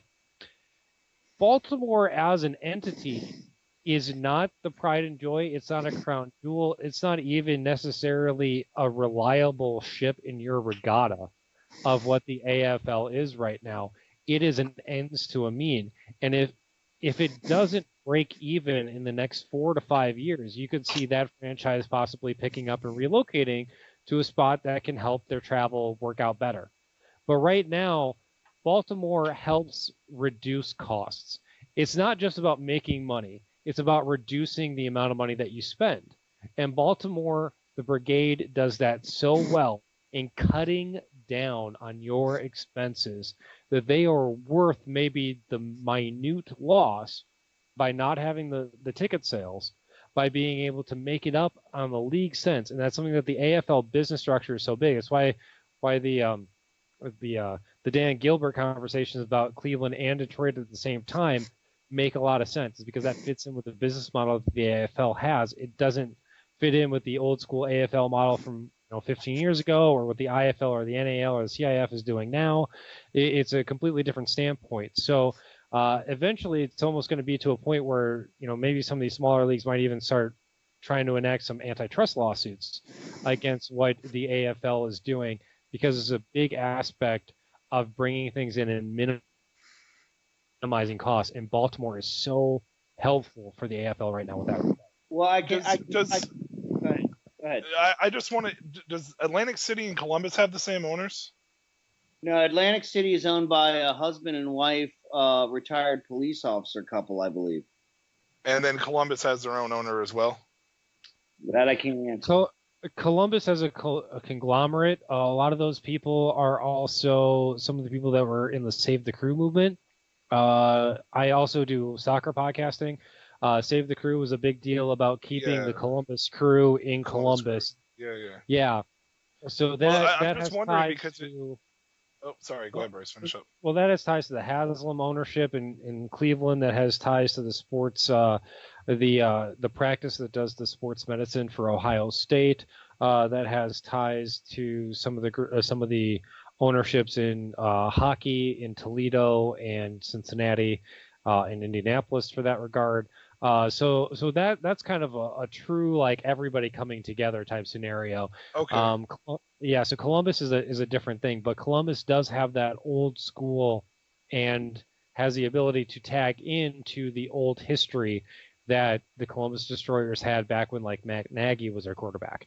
Well, I was just wondering, because if Dan Gilbert was to be able to get 2 franchises, Detroit and Cleveland, let's say, and the other 2 expansion teams had the same ownership, then it would be Atlantic City and Columbus literally be the only ones that have individual owners. Do you think that the AFL commissioner may have reached out to the ownership groups of both Atlantic City and Columbus and asked to see if maybe they could do something along the lines of picking up a secondary team, kind of like with Washington and Baltimore and Albany and Philly? Well, when you look at Albany's ownership group, there are a lot of people in there besides Jarowski, and that's an active aspect. So even though there's a presence in the boardroom by actual ownership from these guys with the league, there are a lot more guys that help with the liquidity of it, and it's similar to how the Columbus Lions work, where there's like 5 or 6 different owners. Or Jacksonville, now that Jeff Bushy's gone, there's about 5 or 6 different owners down there as well. They all come together, and then they have board meetings, and then they decide. Well, I was just wondering if that was. Oh, sorry, Bryce, go ahead. Well, I've been talking a lot, but Atlantic City also brought in something because Jersey is an attractive state right now, because out of all the states in the geographic footprint right now for the AFL, New Jersey is the best one for sports betting. And so to bring on this Atlantic City Blackjacks franchise in basically the Las Vegas of the East Coast, there's so many aspects involved with that help out bringing in the AFL and the current goals into it. So even though there's not a dual franchise that Atlantic City is attached to, they're attached to the sports betting, and Columbus is attached to the old school history of the AFL. You think Atlantic City was the driving force behind their deal with DraftKings? Yes. I don't have any like proof or evidence behind that, but I would say something in it, something in New Jersey, unquestionably had to do with their connections. Oh, I agree. I agree wholeheartedly with that. And I actually mentioned that once they struck that deal with DraftKings, that they were going to strike a TV deal sooner rather than later, and then ESPN came along. So, I mean, I think that it was all a driven force. I think it was part of the AFL's plan, when they put the city in Atlantic, put the team in Atlantic City, because, the online sports gambling is one of the biggest money makers for any sports organization or league out there, if they can find a way to tap into it. And that's what the AAF was trying. So the AFL going to Atlantic City, where like you said, it's the East Coast Las Vegas, it just makes sense because of the gambling nature of Atlantic City. You bring an indoor league in, you strike a deal with DraftKings, next thing you know, you're starting to get a little bit of that recognition.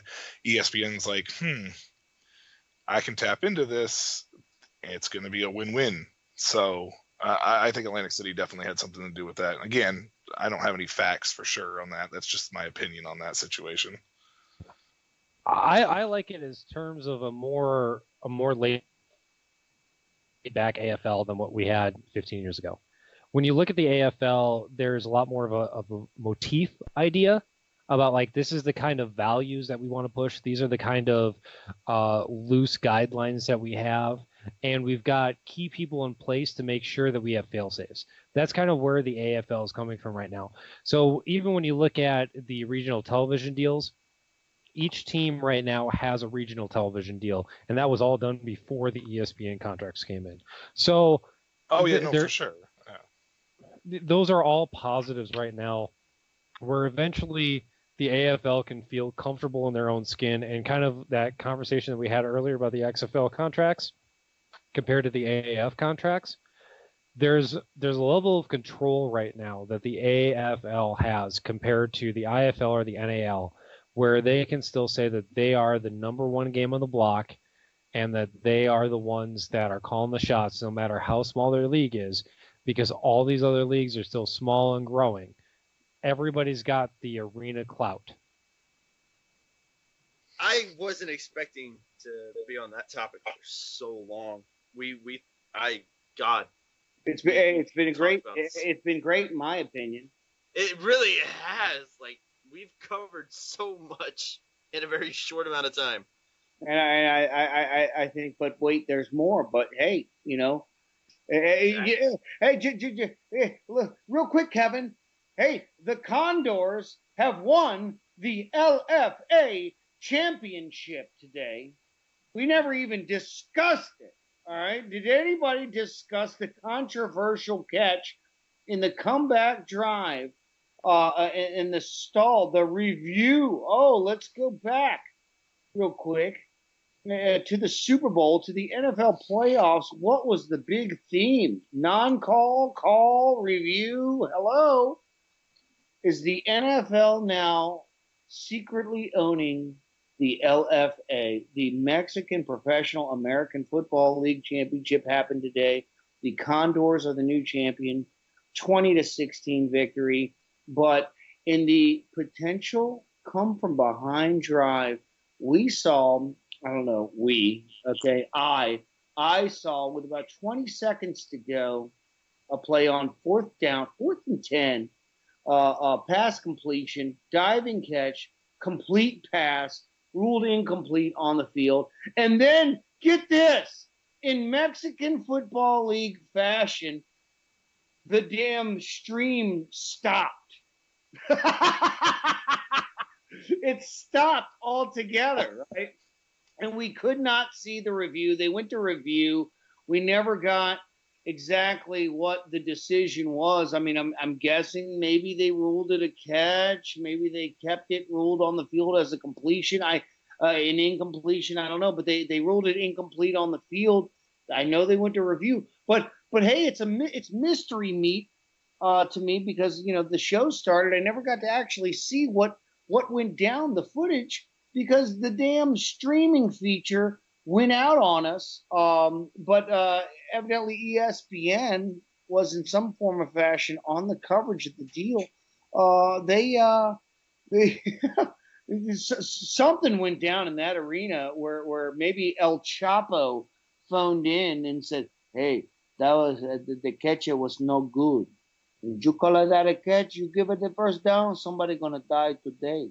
You never know what goes on down there south of the Rio Grande, but 20-16, hell of a game. Results are in. Condors, LFA champions for the LFA Bowl, numero cuatro, the four. I believe it was the fourth championship game of the league. But hey, sorry, Kevin, I didn't mean to do that to you, but it sounded like you were segueing. Just figured I'd throw that back at you. Well, yes, actually, I was going to segue, but I mean that's interesting enough. But the production costs down there, we don't know exactly what happened, so we're going to leave it at that. They're operating on pesos, and perhaps ESPN had reached their peso limit for production costs for the game, and it was like that old article by the Beaverton. Had you ever read that article where the Beaverton? The Canadian content rule on Canadian television disallowed the entire Super Bowl to be played. Therefore, they were going to have to switch over midway through the fourth quarter to the 1997 Grey Cup final, the Grey Cup championship, to complete the actual airing of the Super Bowl. They weren't going to give you the whole Super Bowl because it had to have some percentage of Canadian content in the game. This is in Canada, by the way. That's what it kind of reminded me of. But, hey, we had a game. We had a championship game, and the Condors are the champions. Very true. But we're going to talk about more XFL, two parts XFL. The first one being that there are talks of the XFL potentially getting a deal with 2K Sports to bring back XFL 2K, the video game. Now, to me, that's interesting because we all know that EA has the Madden games, but then that 2K also had NFL games at one point, but now they don't. And we're potentially getting XFL football games. When it comes to putting out to marketing and doing what they're doing, yes, the games are going to be on Fox. They're also going to be on ABC and ESPN. What does this mean for the XFL and for Vince McMahon and Oliver Luck to potentially have an XFL 2K video game come out and be a part of the landscape? Are you asking me first? I'm asking everyone. All right. Well, I'll go ahead and go first. I'm one of those idiots that stand in line to get the new Madden every okay, at midnight when it comes out in front of GameStop. All right, because we have those stores where I live. I don't know what they have where you live, but I'm out in front of GameStop with all the other geeks. All right, there are 3 games that I am willing to stand in line at midnight for, but only 2 of them typically release them at midnight. And that is Madden, Tekken, and Gran Turismo. Those are my games, right? Everybody else is a gamer in their own fashion, but those are the 3 games that I play and I will buy every time they come out. Now, with that being said, I was not a big fan of 2K when it was in existence. Okay, I do own a what do I own? I own a Sega Dreamcast, and I have 2K, the Randy Moss 2K. All right, where if you pick the Vikings, you're not losing the game. You just chuck it up to Randy Moss, touchdown. Doesn't matter the down or distance. You're going to win that game 99 to whatever. But this is big. Okay, if Vince McMahon, who already has a relationship with 2K through the WWE, they've been operating on 2K. They have been making upgrades all through the years. I see this as a huge win. If he decides to tap into this, okay, and give XFL 2K a whirl, all right, the potential is out of this world. I see a lot of things that he could bring back into the fold that Madden, the game Madden, has kind of laid by the wayside. The franchise mode where you can create a team and create a franchise logo, so on and so forth. But here's the big factor. Here's the big number one factor that I think a lot of people are overlooking. Okay, guys, and I know we've had some guys drop off now, but I'd love to get the thoughts. Eric A. Moses, president of the Washington, D.C. XFL team to be named, has been the guy in charge of esports. Okay, esports. Now, if anybody's familiar with that entity, we host the Madden Bowl here in DC. All that, the tournaments, the gaming industry that is booming right here in the District of Columbia, where I reside. Eric A. Moses, our XFL team president, I do not think it's a mistake that he was chosen for this job. Not only because of his local ties in the sports community and in the city in general, but in the gaming industry. Okay, he's big. He's a name. All right, and if you don't know his name, well, let's say his name again. Eric A. Moses. He is going to lead us through 40 days and nights of torrential gaming activity and lead us to the promised land of XFL 2K, in my willing to lay a bet opinion. Okay, so that's big. If they're leaning towards that direction, I'd love to see the results of what they come up with. This guy is no stranger at all to football gaming world. Like I said, he hosts the Madden Bowl. They have a regional, finals, everywhere, obviously. But he is in charge of when they host them regionally here. He's got his fingerprints all over it. So he's already got somebody on the payroll, okay, that's been involved with esports and is familiar with the 2K system and football. So here we go, guys. What else could it mean? Is it going to happen? I have a feeling it will. All the league has to do is succeed, and people will continue to say, "Give me the game." And Vince McMahon is good at giving you exactly what you continue to request.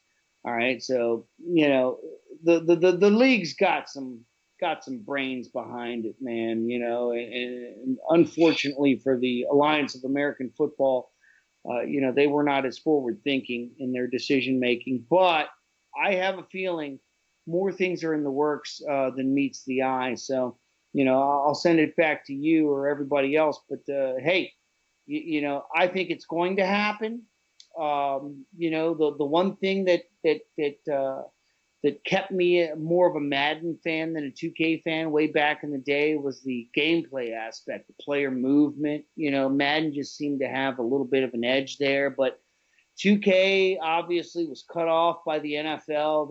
They gave exclusive rights, to Madden, and that's all fine and dandy. Madden was, I think, the better product, if you're asking me.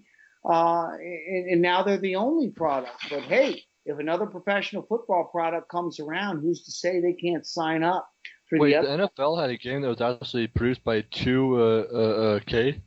Yeah, 2K, Yeah, 2K had NFL games back in the early 2000s. They were Oh, dang. Yeah.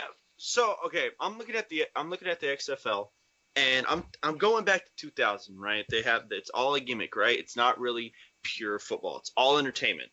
Let's throw that into 2K. Let's throw that into a gameplay aspect. Let's look at the mold of NBA 2K right now. They have their franchise modes. You can play as the teams, you can draft, you can trade, you can do all this. But they also have an aspect you can create your own NBA team. You can do color schemes. They have retrofitted designs that you can work with. And then also with the logos, you can create your own by going on to Photoshop and everything, then going online and putting it in there. Or you can use community photos, and there are a lot of scandalous photos that they use, and it's crazy.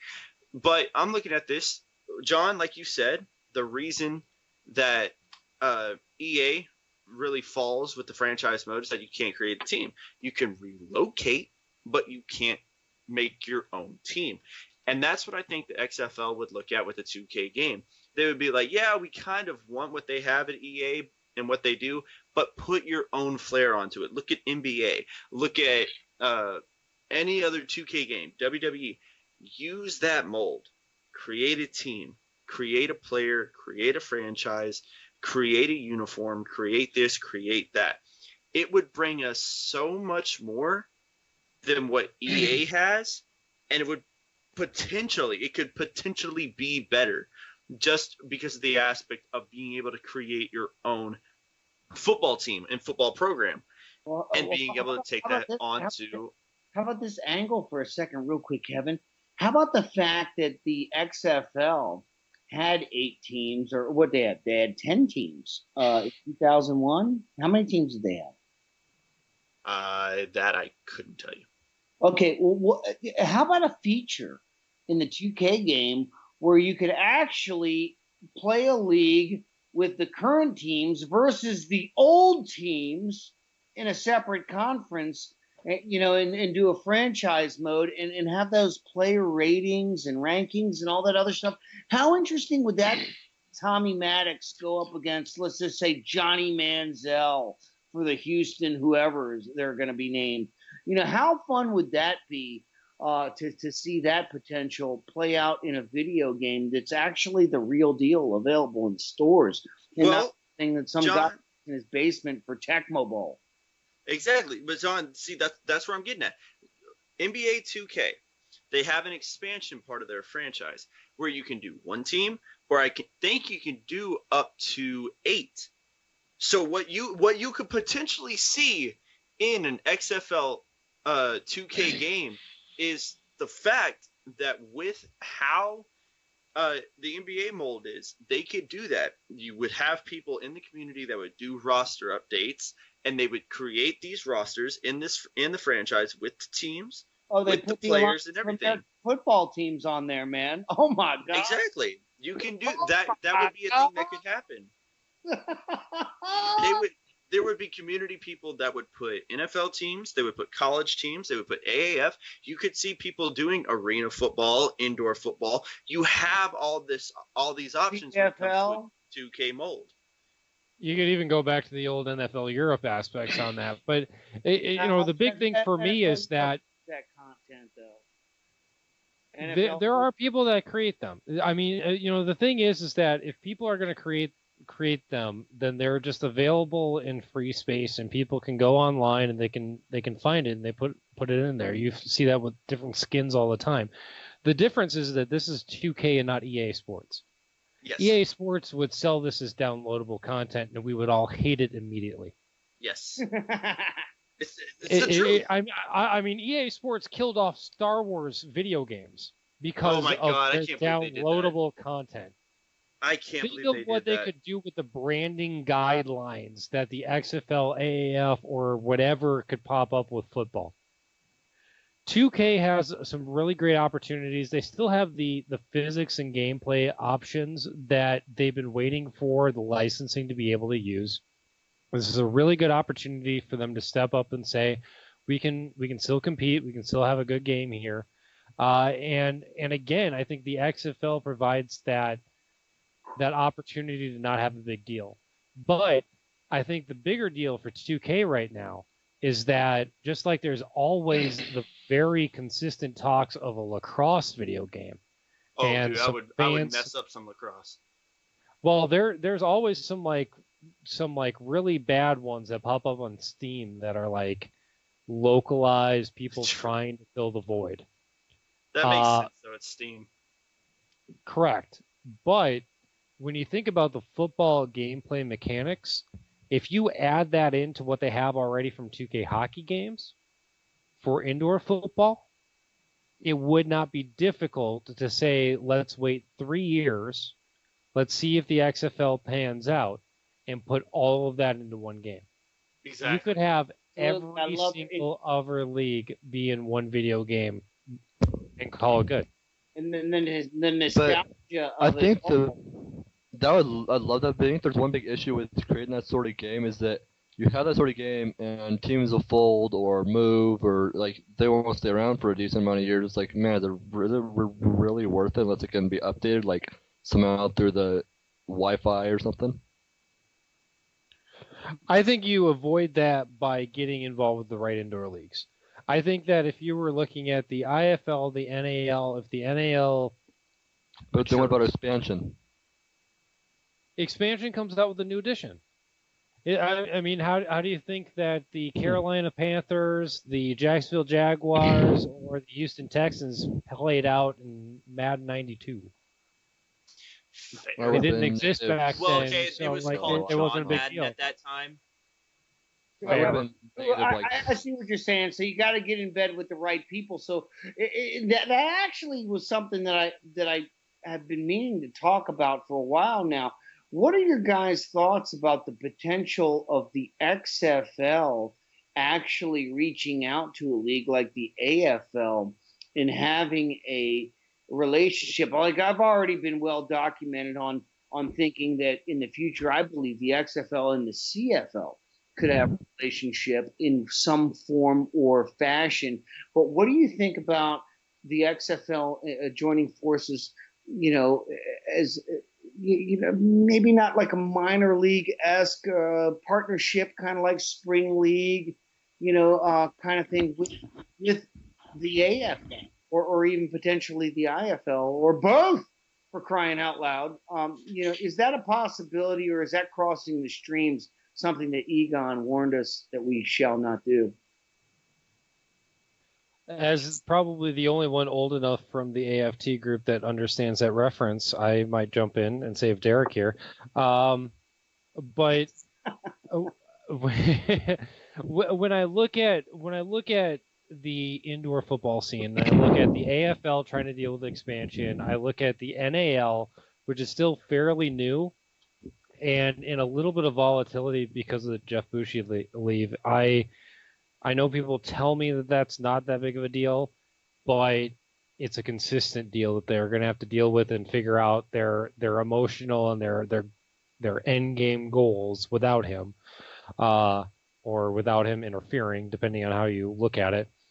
And the IFL, which is dealing with a lot of changes right now, the path for these indoor football leagues and who's going to be considered legitimate and not is basically on the exact same timeline that an outdoor league with the kind of financing an organization that either the AAF or the XFL could have been on. We knew that the AAF didn't work. Why? Because of the Carolina Hurricanes owner coming in, as well as the fact that their primary investor is now, being charged with crimes. So that didn't work. But we have more faith in the XFL because of Vince McMahon and his time in pro wrestling. Okay.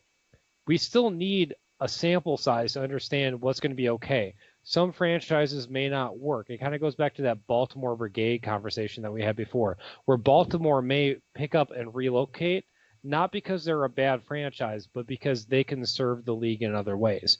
That's going to happen in the XFL too. It's going to relocate. It's going to deal with their growing pains in about a 3-year span. By the time that 2K deals with all of the growth development, all of the physics changes, all of the hiring procedures, they're not going to bring in enough people over that amount of time to make a big difference, because 2K also deals with other video games. So to look at the business sense of things, it's okay to stop and think and say, stand back, we'll call it good, and we'll see how the landscape changes around it. And I think it's a safe way that, again, minimizes the risk of the XFL so much more than the AAF did. Also, the big discussion is esports. I think that was brought up before, and I didn't hear it go down this path. Is with the NBA bringing up esports teams and actually having official esports and ours teams. Is pretty dang good. Okay, that's cool. I don't know. I don't follow it, but I did follow see. it much, but I see tweets about it all the time. I think we've won a title or something like the first year. Well, I saw it come up on Bovada. I can bet on these games on Bovada or Five Dimes. Wait, are you serious? You can bet on the NBA league? Yeah. I'm not a fan of esports, but that's just nuts. The thing is, I mean, esports has got its own different thing. For me, I still think of esports as the shoutcasters that come on and talk about League of Legends and stuff like that. And I've had roommates and friends that are really caring about that. And it's I enjoy it. I don't know a lot about it, but I'm in the Michelle Beadle camp, where it's just like it's so much fun to watch these guys and the way that they do their game day presentation, that if I'm sitting out in the crowd watching these guys play and I hear these guys over like a Beats by Dre headphones type scenario where I can hear it but nobody else can, it's amazing in terms of the actual production. I cannot begin to tell you how many times I've seen some really terrible lower level leagues bring on some boring sportscaster and realize that I can watch a better presentation by watching esports. The thing is that if you're talking about esports in terms of betting, in terms of the bet on us and all the AFL stuff right now, you could see that happening. You really could. Because esports and betting is really hard due to the fact that you have to be in the know. If you go into a betting situation with any esports league, you are gonna flop like no other. Because that's like looking at Cloud9 thinking they're gonna win it all, but then knowing that the team that they're going up against actually has a better record through and through. And it all comes down to the games. It's all different standpoints, but.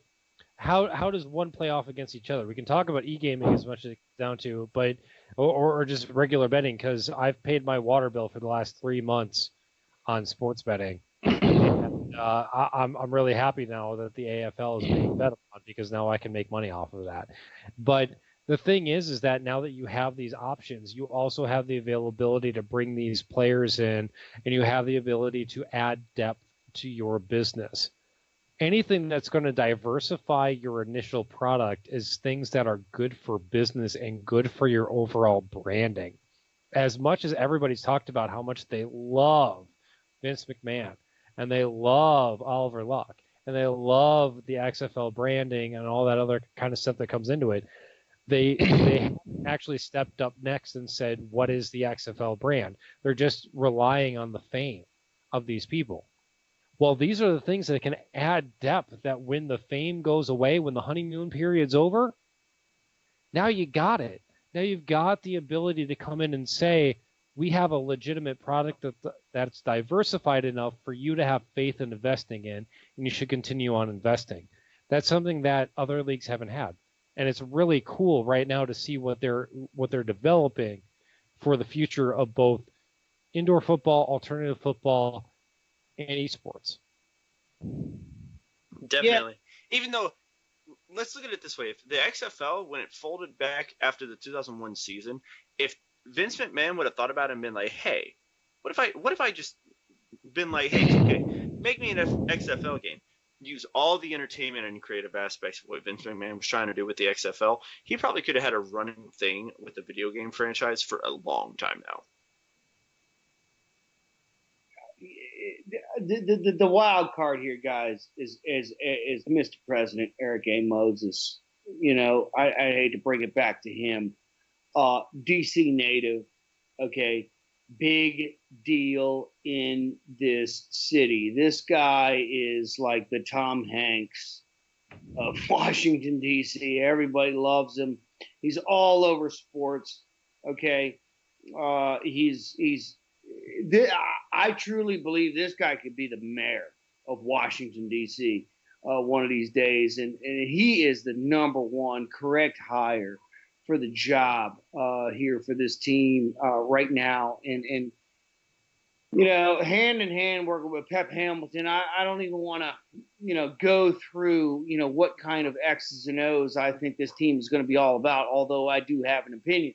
But I think the fact that he does have this huge tie to esports, I think this is going to be nothing but opportunity for the league, for the brand in general, to get off the ground and running, because he already knows that market. All right, he already knows what these folks, you know, want. They're asking. I mean, he's probably you know, all over the chat forums, things like that, or he knows a guy. You know, whatever. That's why I think the XFL is setting themselves up to be very, very successful, because of hires like this, all right, and forward thinking like this. Don't think that they didn't think about the potential of 2K gaming being on the horizon well before they actually made the hire. So this guy's been in the scene. It's well documented. Okay, you cannot play video games on a serious level without his name popping up in this you know, particular area. So here's the exact. I'm going to read you guys a paragraph real quick. And, you know, and this is kind of Mr. Moses's resume. Events DC, a district authority focused on conventions and sports, has invested in esports teams and infrastructure.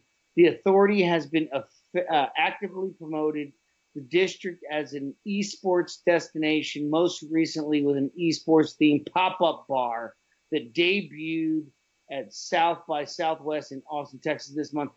This is the workings of Mr. Moses. Okay, so you know, he is esports. All right, guys, he is like the Walt Disney of esports. So dare I say that this is another tremendously forward-thinking, brilliant hire by Oliver Luck and Vince McMahon, and you know, I'll give it back to you, Kevin, but it's looking on the up and up. I mean, true. Now, moving on over, sticking with the XFL, so our final subject of the night. They said that the XFL, Oliver Luck came out that they're not going to test for marijuana. All right. Yeah. Me, Michael, John, and Well, RJ they might as talked well about it put a a little. team in Colorado, too. I mean, you have Seattle. Why not have Super Bowl 48? And we need to have 4 teams in Colorado and 4 teams in California. And I think now, Oregon would work now, too. Well, I mean, think about it. Me, Michael, John, and RJ talked about it a little bit in the end zone on the NFL side of it. The fact that the NFL still tests for it, but the XFL isn't. And we actually talked about it with the likes of like Josh Gordon and all these other players that have had drug problems in the NFL. If they were to, is marijuana a drug thing, huh? Okay. Looking at it as like, what if they were to jump ship and be like, hey, I'll just go to the XFL. I can smoke weed there and I can get high as I want, and I can still play football. That's Jordan Manziel, or Johnny Manziel, Josh Gordon. Who else? Probably a bunch of Seattle Seahawks, Denver Broncos. Ricky Williams could have been the Jim Brown of the XFL if they were around 10 years ago. Former AFL commissioner, if you know what I mean. So when it comes to the XFL not testing for marijuana and they're going to allow their players to smoke, what does this say about the XFL, and why does it? I look at it as it can succeed a lot better than what the NFL is right now. So I want to know everyone's thoughts on why the XFL could possibly be winning even more so than the NFL right now. Winning like Charlie Sheen? No, Charlie Sheen gave a bunch of females STDs, so. I'll say this one thing real quick. I don't smoke pot. All right. I don't care about people. I don't care that people do. All right. Great. You go heal your illness or go have a good time. Whatever it is that you smoke pot for, just smoke. That's fine. Don't try to sell me any. But I'm buying it. However, it's a brilliant move by the league. There's a lot of people out there that smoke, whether they smoke to recover from their sore ankle or they smoke because they just like to get in the zone. Auto zone? Say, whatever. Yeah, the auto zone. Some people don't know how to change their own effing oil, but they smoke 2 bowls of pot and then all of a sudden they're a mechanic. Listen, you don't understand. Who knows what people's true intentions are? I hear some people say, "Man, I smoke one bowl, man, I ain't doing shit." And then I hear other people like, "Oh my God, I smoked a couple bowls and I cleaned my entire house. I did my taxes and my oh my, I split an atom." So there's a guy who works at like Nuggets games and stuff, and he'll post random stuff. He'll get high. Or he'll like start doing random stuff in like group chats, and all of us just sit there like, here he goes again. Yeah, bro. So like, all I want to know is if you're gonna not pee test, will they have a Marlboro smoking section in the stadiums? That's what I'm hoping for, because Johnny Marlboro here. Live in front of you right now, I'm still dedicated to the old Marlboro way. I saddle up and ride out into Marlboro country, but I come to where the flavor is. Welcome to Marlboro. That being said, man, if players are ineligible now in the NFL, all right, and they're at the bottom of the roster, just say Mr. number 4 or number 5 cornerback, wide receiver was cut. He failed the P test twice. Year-long suspension. After you're cut, you're no longer under control, contractually obligated to the NFL team that just cut you or the league in general. You are free to sign in the CFL or the XFL or wherever you would like to play. And this just in, the XFL ain't gonna P-test a brother. So, come on down. Well, I think when it comes down to it, it'll depend on the coach and the ownership. I think their morals maybe, and they may say, "Hey, we're a team that we don't want that," or "We're a team we're fine with that," or "We're a team where you can only do that this day, or for a certain amount of time." Nope. All right, this is where I got to jump in because. So, all right, I'm from Michigan. We're the group that actually made it that 4 out of every 20 states in the union is pro recreational marijuana. So I have to throw that joke in there. But ultimately, there's a number of aspects involved right now in this. Is that one is that we understand that players that use marijuana have a higher chance of playing 1 or 2 extra years, and that opens up the player pool. The average non-smoker's career is 3.5, but the average smoker's career is 5.5. Is that what you're saying? I'm saying that Jake the Snake Plummer, who has been like the biggest advocate of all of this, not Jeremy Tonsel from the draft pick from Miami, not Ricky Williams or anything along those lines, but it's actually been Jake Plummer, the former quarterback that has been blindsided, hit so many times, that says that he needs pot every single day to get out of bed because of the way that his body works. Now that is a huge aspect. So for these people that have been taking hard broadside hits and the physicality of football can maybe play another year, then you're opening up your player pool even more, which is something that the XFL could give an option for these players to end their careers on a high, pun intended on that one.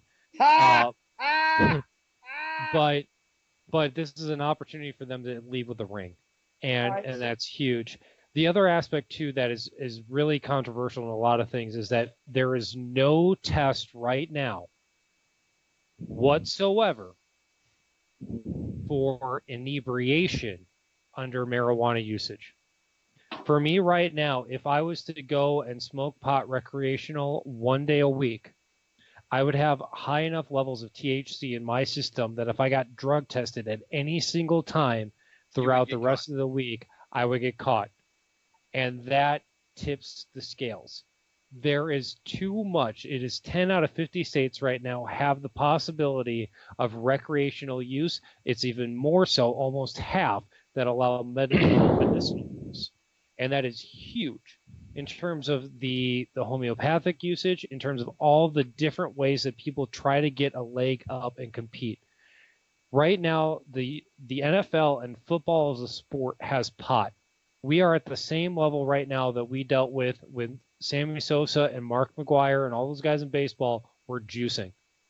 And I would rather take a plant than I would take any kind of guy injecting himself with hormones to try to get a little bit of a boost on a fly ball. Because these guys are talking about their overall health in the long-term scenario. It's a real possibility here for people to be responsible.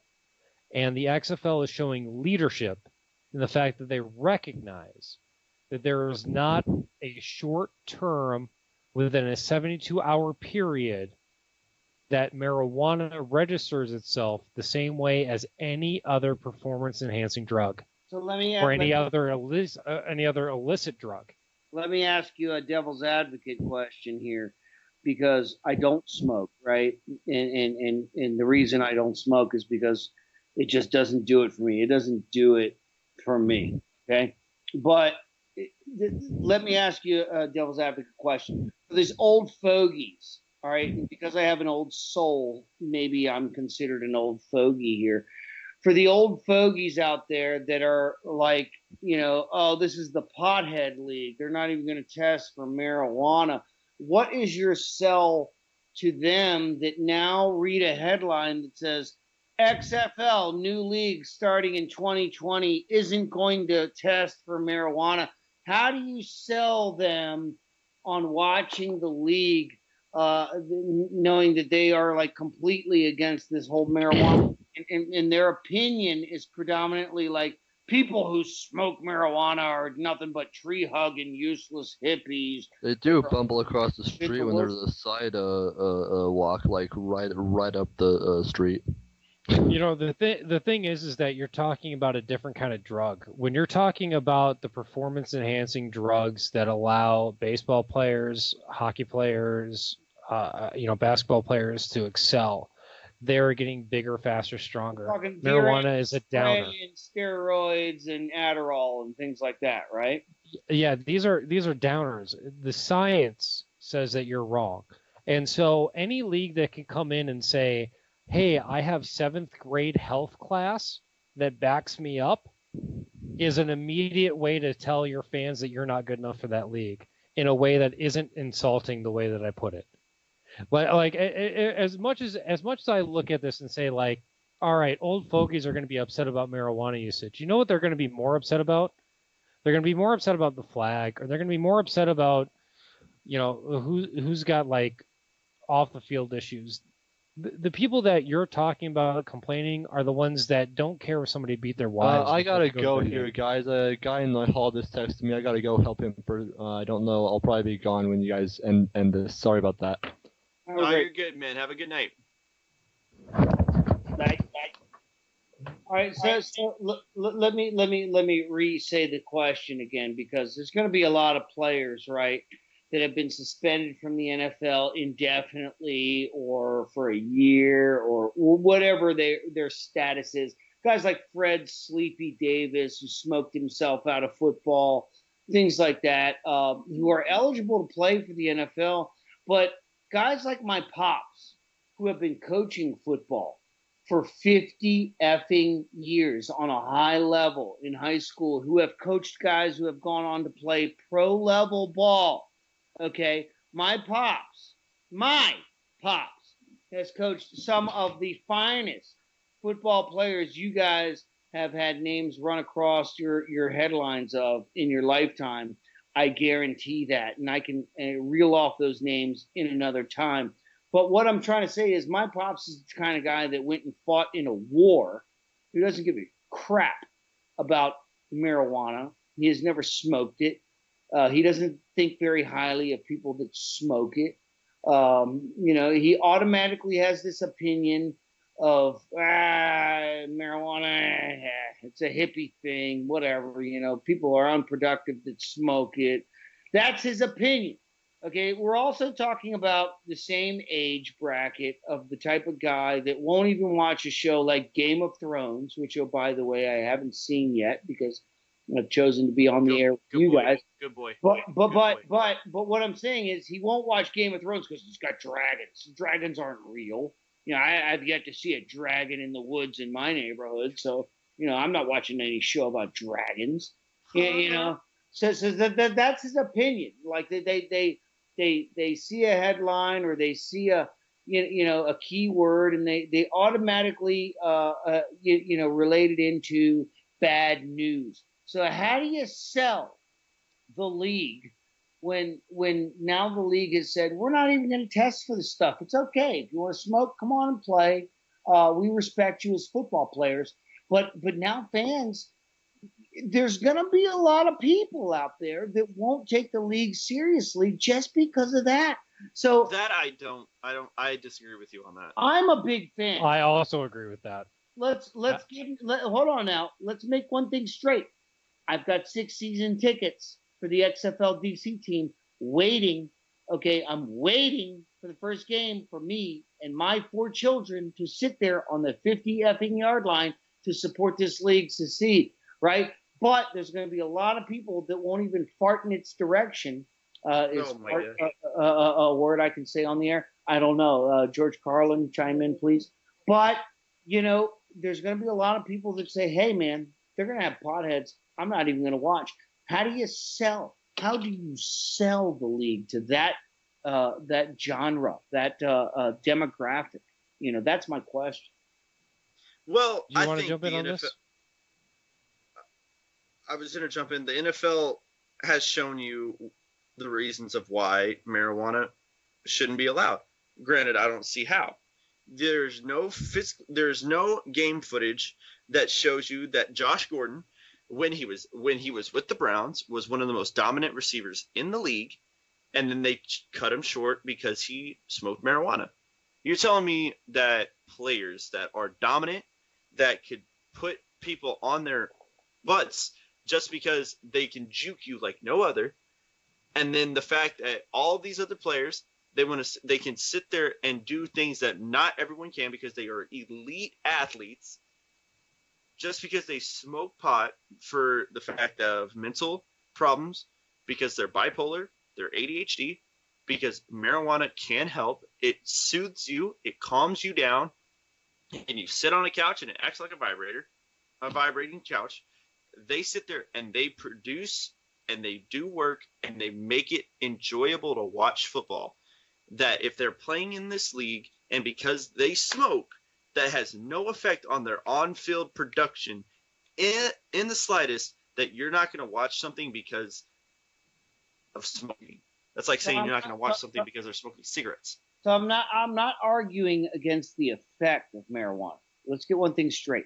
I'm not arguing that I'm trying to play devil's advocate Because you're playing about the morality on the of perception usage. of some people that have a certain opinion. You know what I mean? Like, so let's get this clear. Okay, I'm not arguing that me personally, I don't think they can be productive football players. I'm from Washington, D.C. I grew up with Dexter Manley. He was one of the most productive pass rushers in the league. And I don't think anybody could ever, argue against that. But the NFL banned him due to his usage. So, hey, how do you convince the people that have that perception? It's illegal. So, until it's legal everywhere, how do you convince those that strictly say it's simply illegal and it shouldn't be done? How do you convince those to be a fan? Because some people will just not even bother turning on the channel because of.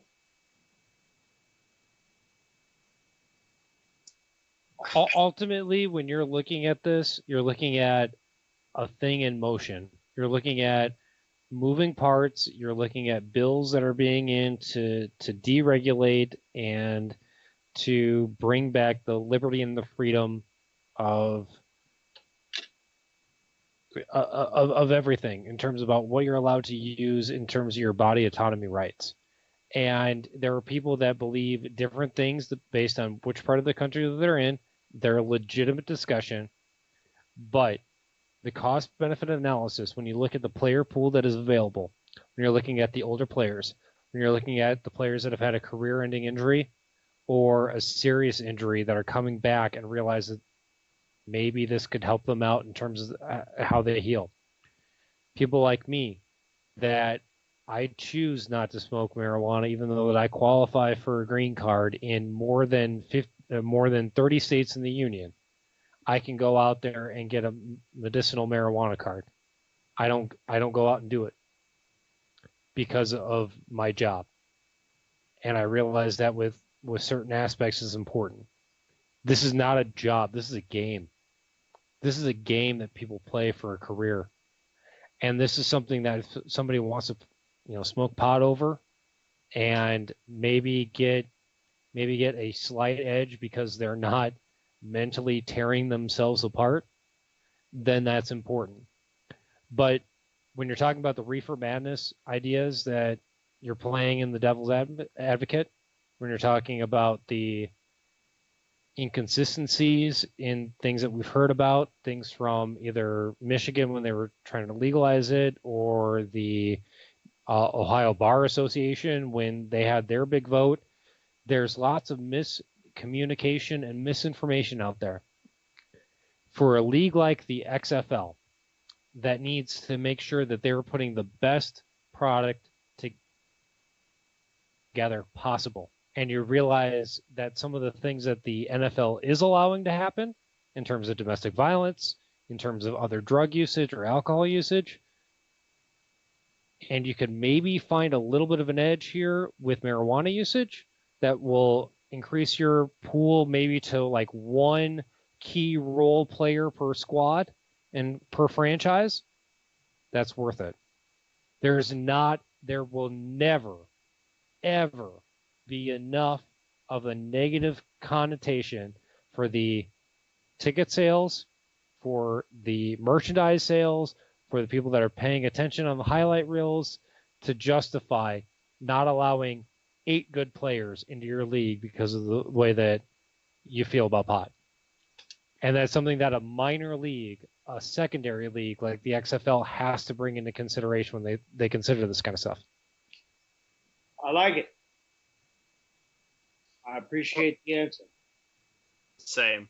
Well, that's going to do it for this episode of AFN Live. As always, I've been Kevin. We've also had Derek, Bryce, Michael, RJ, and John Turner on tonight. Hey, now. Thank you. Good night.